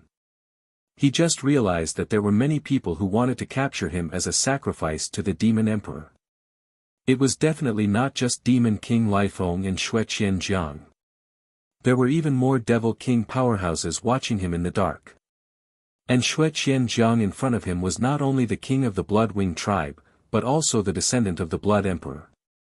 Most importantly, Xue Qianjiang had a treasure called the Corpse Mountain Blood Sea map. He had not figured out how to control the seal of mountains and rivers, but Xue Qianjiang obviously understood the Corpse Mountain Blood Sea map very well. He would definitely be able to unleash a stronger power. Thinking of this, Ji Tianqing did not hesitate to flap his golden wings, explode with the fastest speed, and escape towards the northwest. Whoosh! He turned into a golden streamer, instantly piercing the sky, and flew thousands of meters away. However, Xue Qianjiang was already prepared, and chased after him with a smirk. "Ha ha ha! Little bastard, don't you think it's too late to run now?" Xue Qianjiang shook his blood-red robe, turned into a bloody light, and caught up with Ji Tianqing in the blink of an eye. Corpse Mountain Blood Sea map. Xue Qianjiang roared, and activated a vast amount of demonic power, crazily injecting it into the Corpse Mountain Blood Sea map. Suddenly, the ancient and shabby scroll unfolded, blooming a bloody light that covered the sky. Swoosh! The dark red bloody light emitted a nauseating stench of blood, dyeing half the sky red, instantly covering a radius of 20 miles. In the blink of an eye, the sky and earth within a radius of 20 miles were covered by the bloody light, turning into a boundless sea of blood. The sky and earth disappeared, and there was only an endless dark red color left between heaven and earth. Even the vast forest below was submerged by the sea of blood. Tens of thousands of towering trees were corroded into dust by the sea of blood. The waves of blood rolled and swept across the sky, like a high wall, fiercely suppressed Ji Tianqing. At the critical moment, he did not hesitate to activate the power of the seal of mountains and rivers, condensing the divine golden light into a shield. Shwa! An oval-shaped golden light shield enveloped him, protecting him tightly. One after another, huge waves came crashing down and slapped on the golden light shield, making muffled booms. The golden light shield trembled under the attack, and cracks gradually appeared on its surface. Ji Tianqing was unable to fly in the air and was immediately swept into the blood sea by the huge waves, sinking and bobbing up and down in the endless blood water. Only at this moment did he notice that skeletons that covered the heavens and the earth surged out from the depths of the boundless sea of blood, and all of them charged madly towards him. He hurriedly used his true essence and activated the seal of mountains and rivers to release a golden beam of light towards the densely packed skeletons. Pang pang pang. Amidst a series of muffled sounds, tens of thousands of white skeletons were turned into dregs by the golden pillar of light and scattered in the sea of blood. However, after the golden light pillar dissipated, the sea of blood was still surging. Those shattered bone dregs, once again condensed into countless skeletons, charging over fearlessly. In the blink of an eye, tens of thousands of white skeletons drowned him, piling up into a mountain of white skeletons. The white skeletons crazily attacked the golden light shield, making the shield crackle and tremble. Ji Tianqing was unable to escape the sea of blood, and could only continue to inject true essence into the seal of mountains and rivers to maintain the golden light shield. Xue Qianjiang stepped on the blood waves in the air, with his hands behind his back, his blood-red robe fluttering, revealing a domineering and confident aura of an expert. His pale face revealed a complacent sneer, with a low voice he shouted, "Ji Tianqing, you have already fallen into my corpse mountain blood sea painting, don't even think about escaping. Let me give you a word of advice. It's best if you give up struggling and obediently hand over the golden seal. If not, I don't mind killing you and devouring your Kenshin bloodline." Ji Tianqing was still struggling in the sea of blood, bitterly resisting the siege of the skeleton army. Hearing Xue Qianjiang's words, he roared in a low voice, "Xue Qianjiang, the ancient demon emperor ordered to capture me as a sacrifice, how dare you kill me? Aren't you afraid of being executed by the ancient demon emperor?" Xue Qianjiang suddenly laughed disdainfully, "Ha ha ha. Little bastard, do you think I am as stupid as the others? I have the corpse mountain blood sea painting, and I can use this treasure to refine your Kenshin bloodline, and quickly reach the spirit cultivation realm. At that time, I will become the new blood emperor, and rule over countless tribes in the northern desert." Ji Tianqing's heart moved, as he vaguely understood something, and continued to roar, "Humph. Wishful thinking. Even if you reach the spirit cultivation realm, can you rule over other tribes? In the entire northern desert, are there no emperor-level experts? There are only two." Xue Qianjiang blurted out, but stopped abruptly. He immediately reacted, and sneered contemptuously. "Huh, you little bastard, you still want to trick me? Since you are so stubborn, I will fulfill your wish, and turn you into a pool of blood now." Xue Qianjiang said as he waved his palms with a ferocious look, and displayed an ancient and mysterious skill. As his palms drew a mysterious trajectory, he controlled the power of the corpse mountain blood sea painting, and the entire blood sea immediately surged. After a few breaths, a huge whirlpool with a radius of 1,000 meters appeared in the center of the blood sea, and it spun rapidly. Swoosh swoosh swoosh. The huge blood whirlpool spun rapidly, and the surrounding seawater flew up into the sky, gradually forming a wall of blood waves. A terrifying devouring power that seemed to be able to swallow the heavens and the earth erupted from the whirlpool, and immediately enveloped Ji Tianqing.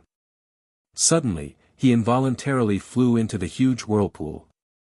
The whirlpool contained a terrifying strangling power, and once he was swallowed into the whirlpool, he would immediately be strangled into pieces. At the moment of life and death, Ji Tianqing did not hesitate to consume 50% of his power, and desperately activated the seal of mountains and rivers. Dragon Shadow of Mountains and Rivers. With his angry roar, the seal of mountains and rivers suddenly expanded 10,000 times, and became the size of a house. Every line on the seal of mountains and rivers was clearly distinguishable, and it bloomed with a sacred golden light that covered the sky, and condensed into a huge and terrifying spear shadow. It was 1,000-meter-long spear shadow, like a golden dragon, containing the power to destroy everything and destroy the heavens and the earth. Ong! The dragon spear's shadow actually made a realistic dragon roar, and fiercely blasted into the huge whirlpool in the middle of the Blood Sea. At this moment, Ji Tianqing did not hesitate to activate his power to the limit, and finally displayed 30% of the power of the Seal of Mountains and Rivers. Boom! In the deafening loud noise, the 1,000-meter-long dragon spear shadow fiercely blasted into the whirlpool of the Blood Sea, and the whirlpool collapsed on the spot, rolling up a monstrous blood wave. The whirlpool was blasted into pieces, and the huge wave spread out in all directions, immediately turning the entire Blood Sea upside down.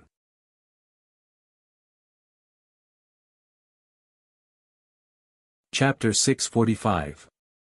The whirlpool in the middle of the Blood Sea collapsed, and the violent power spread to the surroundings.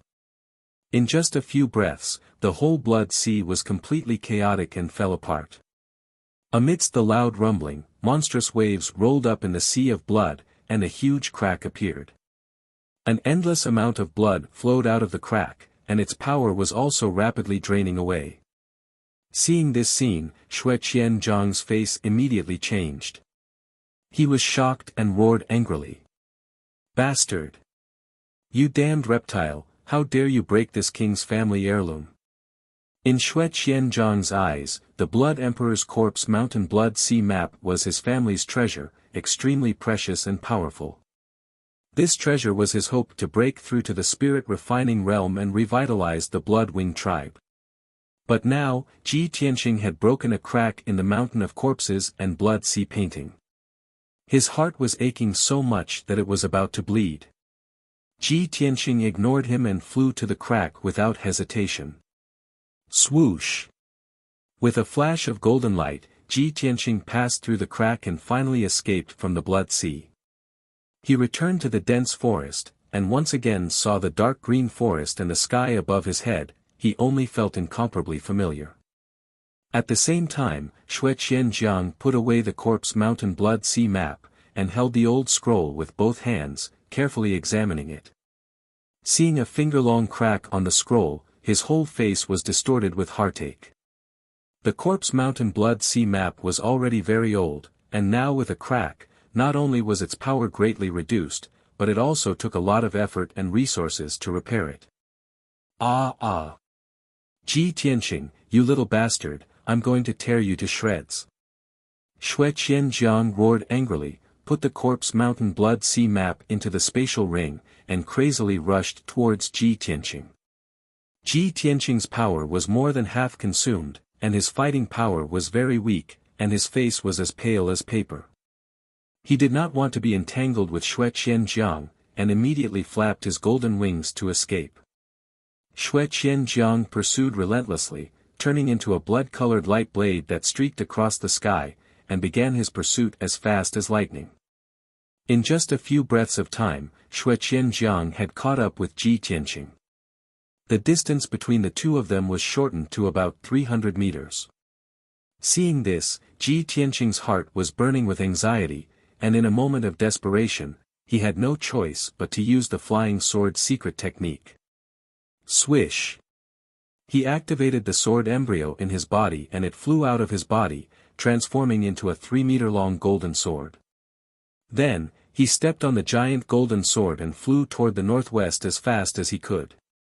Back in the giant spirit city, Ji Tianqing had once relied on this secret technique to escape the pursuit of the giant spirit god.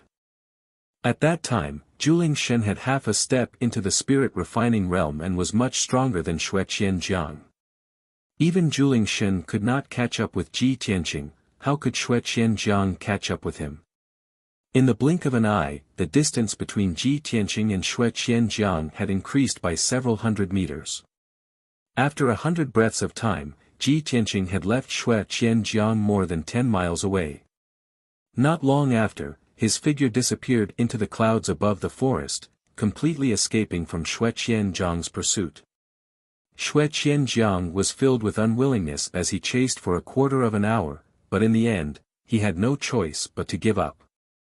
He stood in the sky, panting violently, and cursed in rage, Ji Tianqing.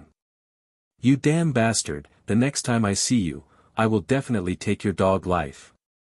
After roaring a few words, his anger dissipated a little, and he turned and flew away.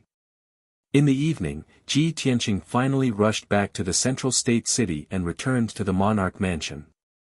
Not long after he returned to the Tianqing palace, Ji Ku and Yan heard the news and rushed over to meet him. Seeing his pale face and exhausted appearance, the two of them were immediately filled with worry and hurriedly asked him what happened. "Brother Tianqing, what happened? Why is your face so pale? Brother Tianqing, did you fight with someone?" Ji Tianqing only had 30% of his true origin left, his spirit and strength were very weak, so his complexion was obviously not good. He brought Ji Ku and Yan into the study, and said solemnly, "That's right, these 2 days I was rushing between the central state city and the Greenwood city, and even fought a few battles with people. Today I left the Greenwood city, and on the way back to the central state city, I was ambushed by the devil race experts in the Mangu forest." Ji Tianqing gave a simple explanation of what had happened. When Ji Ku and Yan heard, they became even more nervous and worried. "What? You were ambushed by the devil race experts? The remnants of the devil race are too savage. They actually dared to step into the central state, and so unscrupulously chased after you." Ji Tianqing nodded, and said earnestly, "The ancient devil emperor gave the order, and the devil kings under his command came out in full force, vowing to capture me and refine my bloodline. The devil race came in full force, and many devil king experts must have come to the central state, and are secretly moving. From now on, the two of you have to be careful, and try to stay in the emperor mansion and the central state city. If there's nothing particularly important, try not to leave the central state city." Ji Ku and Yan understood the urgency of the situation, and nodded solemnly. Ji Tianqing reminded the two of a few more things, and then entered the secret chamber to cultivate in seclusion. He sat cross-legged in the middle of the secret chamber, holding a spirit stone in each hand, and silently circulating his true origin. After a day and night of circulating his true origin finally recovered. Next, he opened the heavenly spirit heavy array, and used the powerful gravity to temper his body, and quickly improve his strength. The secret chamber was already rich in spirit chi, and he had abundant cultivation resources, so his cultivation progress was naturally fast. Coupled with the powerful effect of the heavenly spirit heavy array, his body was constantly tempering and strengthening, and his strength was rapidly improving.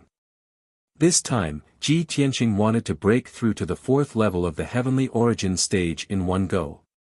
North of the Greenwood city, in the Duanmu family's mansion. In a magnificent palace, in a spacious and luxurious bedroom, the second madam was sitting by the bed in a daze. Her face was very ugly, and she looked like she was heartbroken. Recalling the way Duanmu Feiyu died, she was overcome with grief, and she sobbed with a sorrowful expression. "My poor Feiyu. After suffering so many years of grievances at home, I finally could hold my head high, but I was killed by a villain. Feiyu left me alone, how can I live in the future?" The maid standing by the side quickly took out a handkerchief to wipe the tears of the second madam, and patiently comforted her. "Madam, the dead can't be revived, don't be too sad. Don't worry, the master will soon find out the truth, find the murderer who killed the second young master, and avenge him." The second madam shook her head, and sobbed in a low voice, "Even if the master can find the murderer and avenge Feiyu, so what? The first madam has always been at odds with me, and she has long wanted to find a chance to drive me out of the family. Now that Feiyu is dead, I have no one to rely on. The first madam will definitely not let this go, and will definitely deal with me more severely."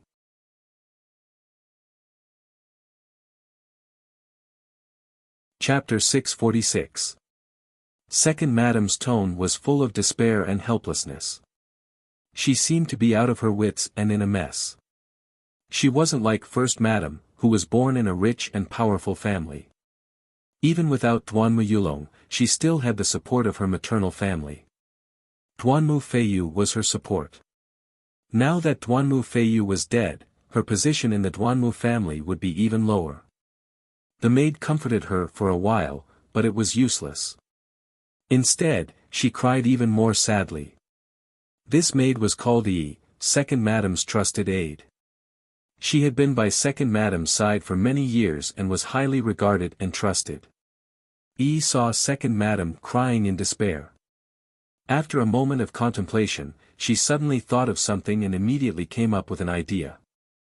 "Madam, this servant has thought of a person who can help you." Second madam raised her head and looked at her with teary eyes. She asked, "Who can help me now?" Yi said with a solemn expression, "Madam, have you forgotten? Your adoptive father is still in Central Continent City. He will definitely support you and help you solve this disaster." Adoptive father? Second madam was stunned. She quickly wiped the tears from her eyes and nodded, "That's right. I can still ask adoptive father for help. Although I have rarely contacted him after marrying into the Duanmu family, he has many tricks. But he has a lot of tricks up his sleeve. He can definitely help me get rid of that bitch. The only person who can threaten me is First Madam. Regardless of whether Feiyu was killed by her or not, she won't let go of this opportunity. I can't just sit and wait for death. I must take this opportunity to take the initiative and topple First Madam as soon as possible. Only then can I get rid of my worries." Second Madam had someone to rely on and her backbone, so she quickly calmed down. She thought for a moment and then had Yi bring a pen and paper. She began to write a letter to adoptive father. After she finished writing the letter, she handed it to Yi and instructed in a serious tone, "Yi, immediately arrange for reliable people to send this letter to the underground ghost city in Central Continent City, as you command." Yi took the letter and quickly bowed before leaving the room. Second Madam looked out the window with a gloomy expression. A cold light flashed through her eyes. Adoptive father's hands and feet are crippled and his strength is constantly declining. He has been hiding in the underground ghost city like a crazy drunkard, muddling through his days. But after all, he is experienced and good at using all kinds of sinister methods. He can definitely help me get rid of First Madam. Second Madam was only the daughter of a small family back then. Apart from being a bit beautiful and scheming, there wasn't much else that stood out about her. Her adoptive father, Hui Yan, had contributed a lot to her being able to climb up the social ladder and successfully marry into the Duanmu family. Many people in the Duanmu family thought that after Second Madam woke up, she would definitely make a big fuss and cause chaos in the residence. Duanmu Huang and the other elders had already made the necessary preparations. However, in the next 2 days, Second Madam didn't cause any trouble. She had stayed in her room, waiting. Late at night on the third day, the maid quickly walked into the Second Madam's room and respectfully reported the news. "Madam, Grandfather Hua has arrived. He's waiting for you in the secret room." Hearing this, Second Madam's spirit was suddenly shaken. Her eyes flashed with hope. Adoptive father is finally here. Come with me to the secret room." Second Madam took Yi out of the room. They entered a secret passage that led to the palace's underground and hurried to the secret room for practice. Not long after, they reached the end of the passage and came to the door of a stone room. Guard outside the door." Second Madam instructed. She raised her hand to push open the stone door and entered the dimly lit secret room. This secret room wasn't big. It was only 10 meters in radius. There were many Tianyuan arrays set up inside, which were very hidden and confidential. The secret room was empty. There was only a white jade table and 2 stone stools. As soon as Second Madam entered the secret room, she saw a black figure sitting in front of the stone table. It was an old man in a black robe. He wasn't tall or sturdy. In fact, he looked very thin and weak. His waist was bent, and he looked a little sloppy. Under his loose black robe, it was obvious that he was missing a left arm and a right leg. His long, messy hair covered half of his face. Half of his face was exposed. There were 2 raised scars. In his deeply sunken eye sockets, there was a flickering eye. The black-robed old man sat quietly by the stone table. He was looking down at his right hand. In his skinny palm, there was a finger-long dark red flame snake. It was spiraling and dancing in a lively manner.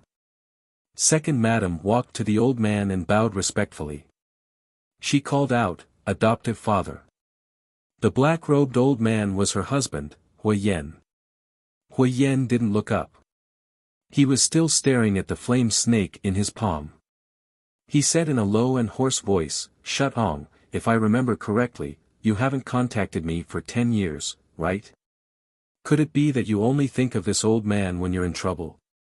Hearing this, Second Madam was a little embarrassed. She quickly bowed and explained with a smile, "Adoptive father, you've misunderstood me. Shutong knows that you don't like to deal with people. You just want to spend your days in peace, so Shutong doesn't dare to disturb you." Without waiting for Second Madam to finish speaking, Hui Yen interrupted her and said in a low voice, "No need to explain. If I blame you, I wouldn't have come today." Hearing this, Second Madam was relieved. She quickly asked, "Adoptive father, does that mean you agree?" Hui Yen said in a calm and indifferent tone, "Of course.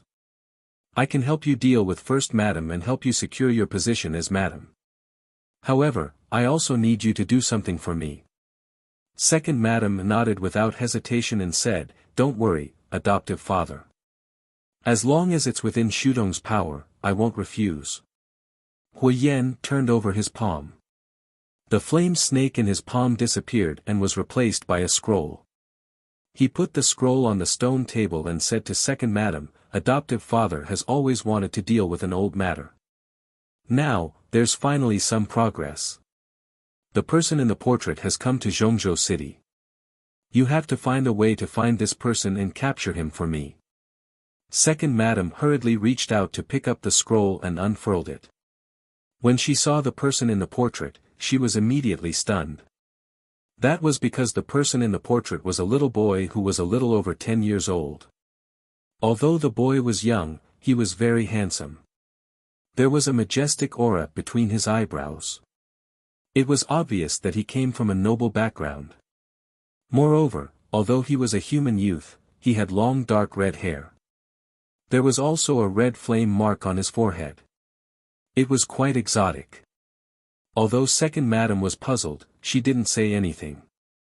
She stared at the portrait for a moment, then solemnly put away the scroll.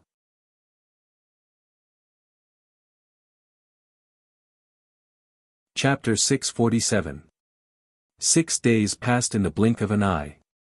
It was early in the morning and the monarch's residence was as peaceful as ever. To the southeast of the mountain range, there was a mirror-like lake with a radius of 100 miles. It was Graceful Cloud Lake. The lake was surrounded by mountains and was shrouded in clouds. The lake water was so clear that one could see the bottom. It contained strands of 5-colored spirit energy that refracted colorful lights, making it seem like a dream. This lake was one of the scenic spots in the monarch's residence. Although Graceful Cloud Lake's location was a bit remote, there were always people with stories who would come here to relax and enjoy the scenery. At this moment, under a 1,000-year-old tree by the lake, there stood a beautiful woman in a long green dress. She was tall and graceful, with a pure and beautiful face. Although she didn't wear any makeup or jewelry, it couldn't hide her natural beauty. Moreover, she had an innate noble and demure temperament, like an orchid in an empty valley, quiet and fragrant. She was Ansuwen, who had just become a heavenly consort not long ago. Ansuwen stood under the ancient tree, her clear eyes staring at the sparkling lake. Her expression was as calm as water, but there was a hint of worry between her brows. A gentle breeze blew against her face, causing her long hair to sway and dance gently. However, this beautiful lake couldn't dispel the melancholy in her eyes or the melancholy in her heart. And the person who could make her feel melancholy was her lover, her current husband, the son of heaven, Long Yunshao. The imperial court had already held a grand wedding for her and the son of heaven, and had even invited all the powerful cultivators of the human race to attend the ceremony. Now that she was a well-known heavenly consort, all the women in the world were envious of her. After the wedding, the Son of Heaven even brought her into the monarch's residence. She wasn't the imperial son, but she was able to live and cultivate in the monarch's residence as a heavenly consort. It was a most fortunate thing, and an honor for her. She ought to be happy and proud.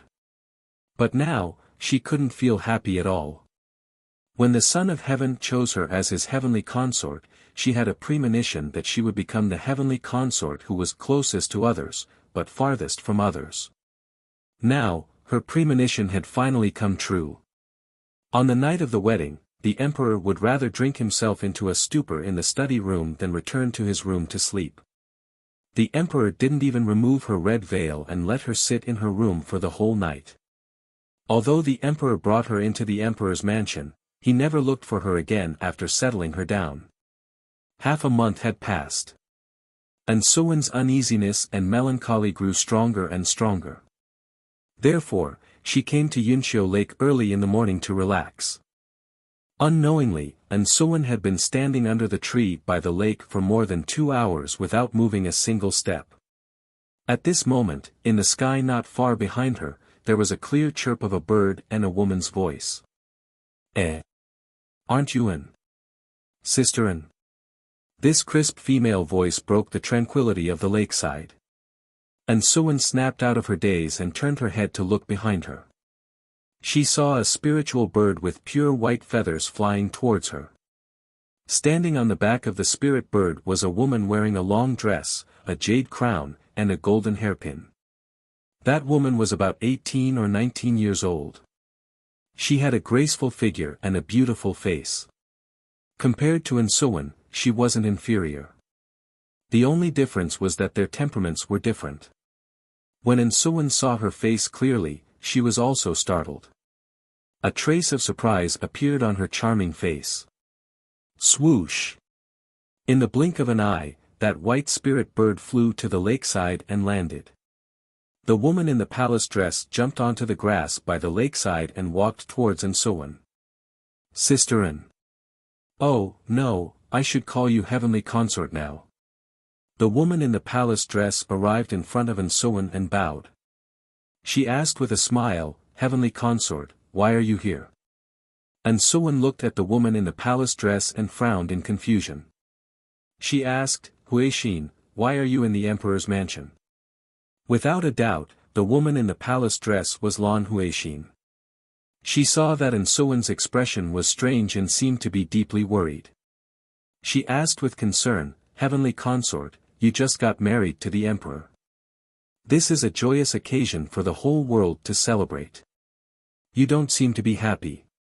Could it be that something happened? When Sowen heard Lan Huixin's words, her lips curled into a self-mocking smile.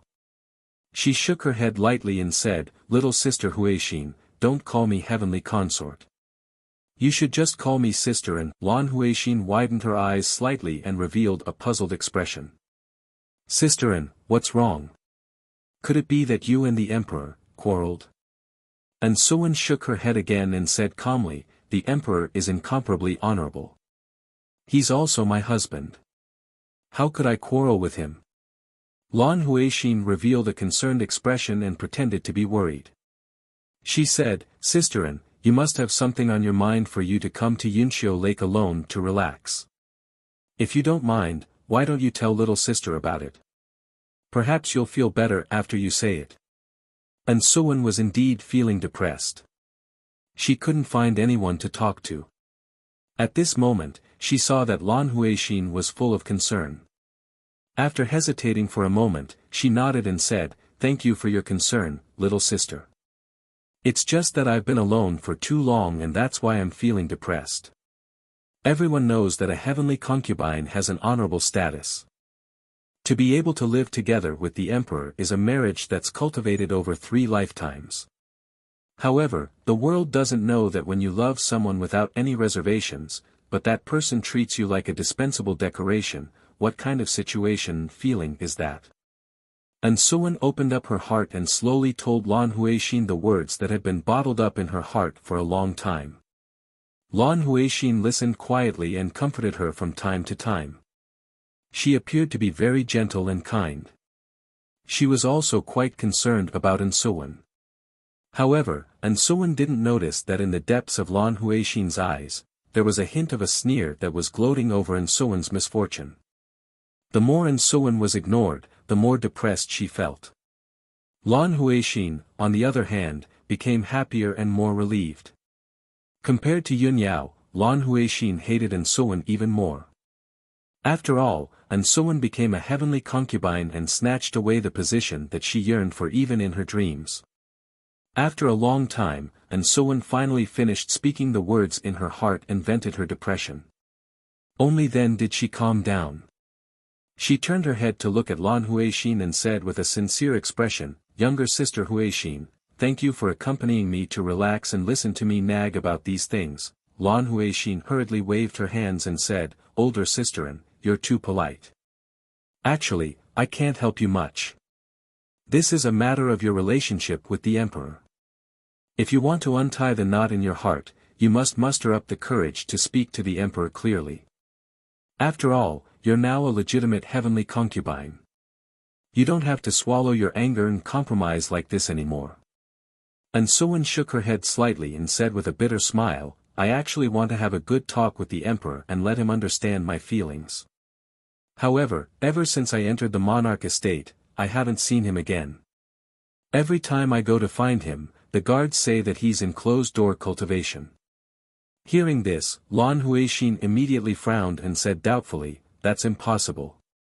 In this half a month, I've already seen the emperor several times."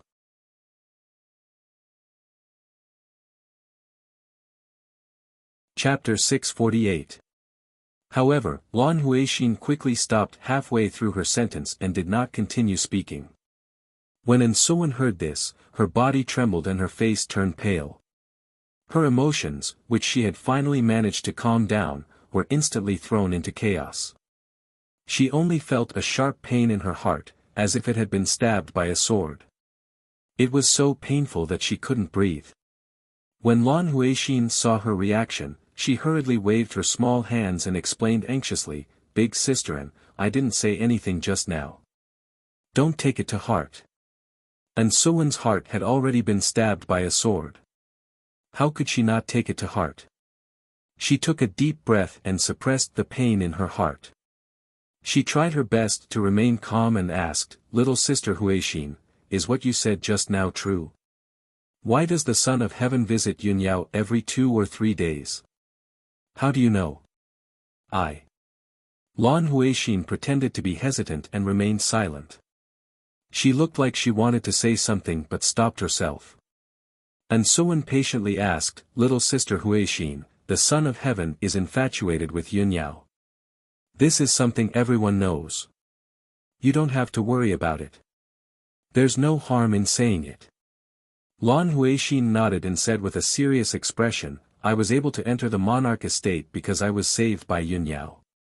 I stayed by her side as a female official and managed the maids in Yunyao's palace. I know very well who goes in and out of Yunyao's palace every day. In the past 2 months, the Son of Heaven would come to Yunyao's palace every few days to find Yunyao. I saw this with my own eyes. Every time they met, they would stay in a secret room for about half a day. Outsiders aren't allowed to enter the secret room. I don't know what they're doing either." When she heard this, Ansuwen's body trembled again and her face turned as pale as paper. Her heart hurt even more. Her vision turned black and she almost couldn't stand straight. A man and a woman alone in a room, and no one is allowed to see them. What else can they do? Ansuwen revealed a bitter and cold smile. Her aura became desolate. It was obvious that she was heartbroken. Lan Huixin hurriedly supported her and muttered angrily, "Big sisterin, you're a heavenly consort now. You can't continue to endure this. Otherwise, you'll be even more miserable in the future. If I were you, I definitely wouldn't sit by and do nothing about this. After all, the emperor has already taken you as his concubine, and he still has an affair with another woman. This is really immoral and damaging to the dignity of the imperial court. Although I also think that it's inappropriate for them to do this, I don't have the right to talk to the emperor, nor do I dare to criticize Yunyao. After all, I'm her servant. And Suwen's heart was filled with despair, and a strong sense of anger began to well up within it. After hearing Lan Huixin's words, she nodded with a determined expression and said, "That's right. Although I love the Son of Heaven deeply, I will not compromise to this extent. I'm going to look for Yunyao now and talk to her face to face."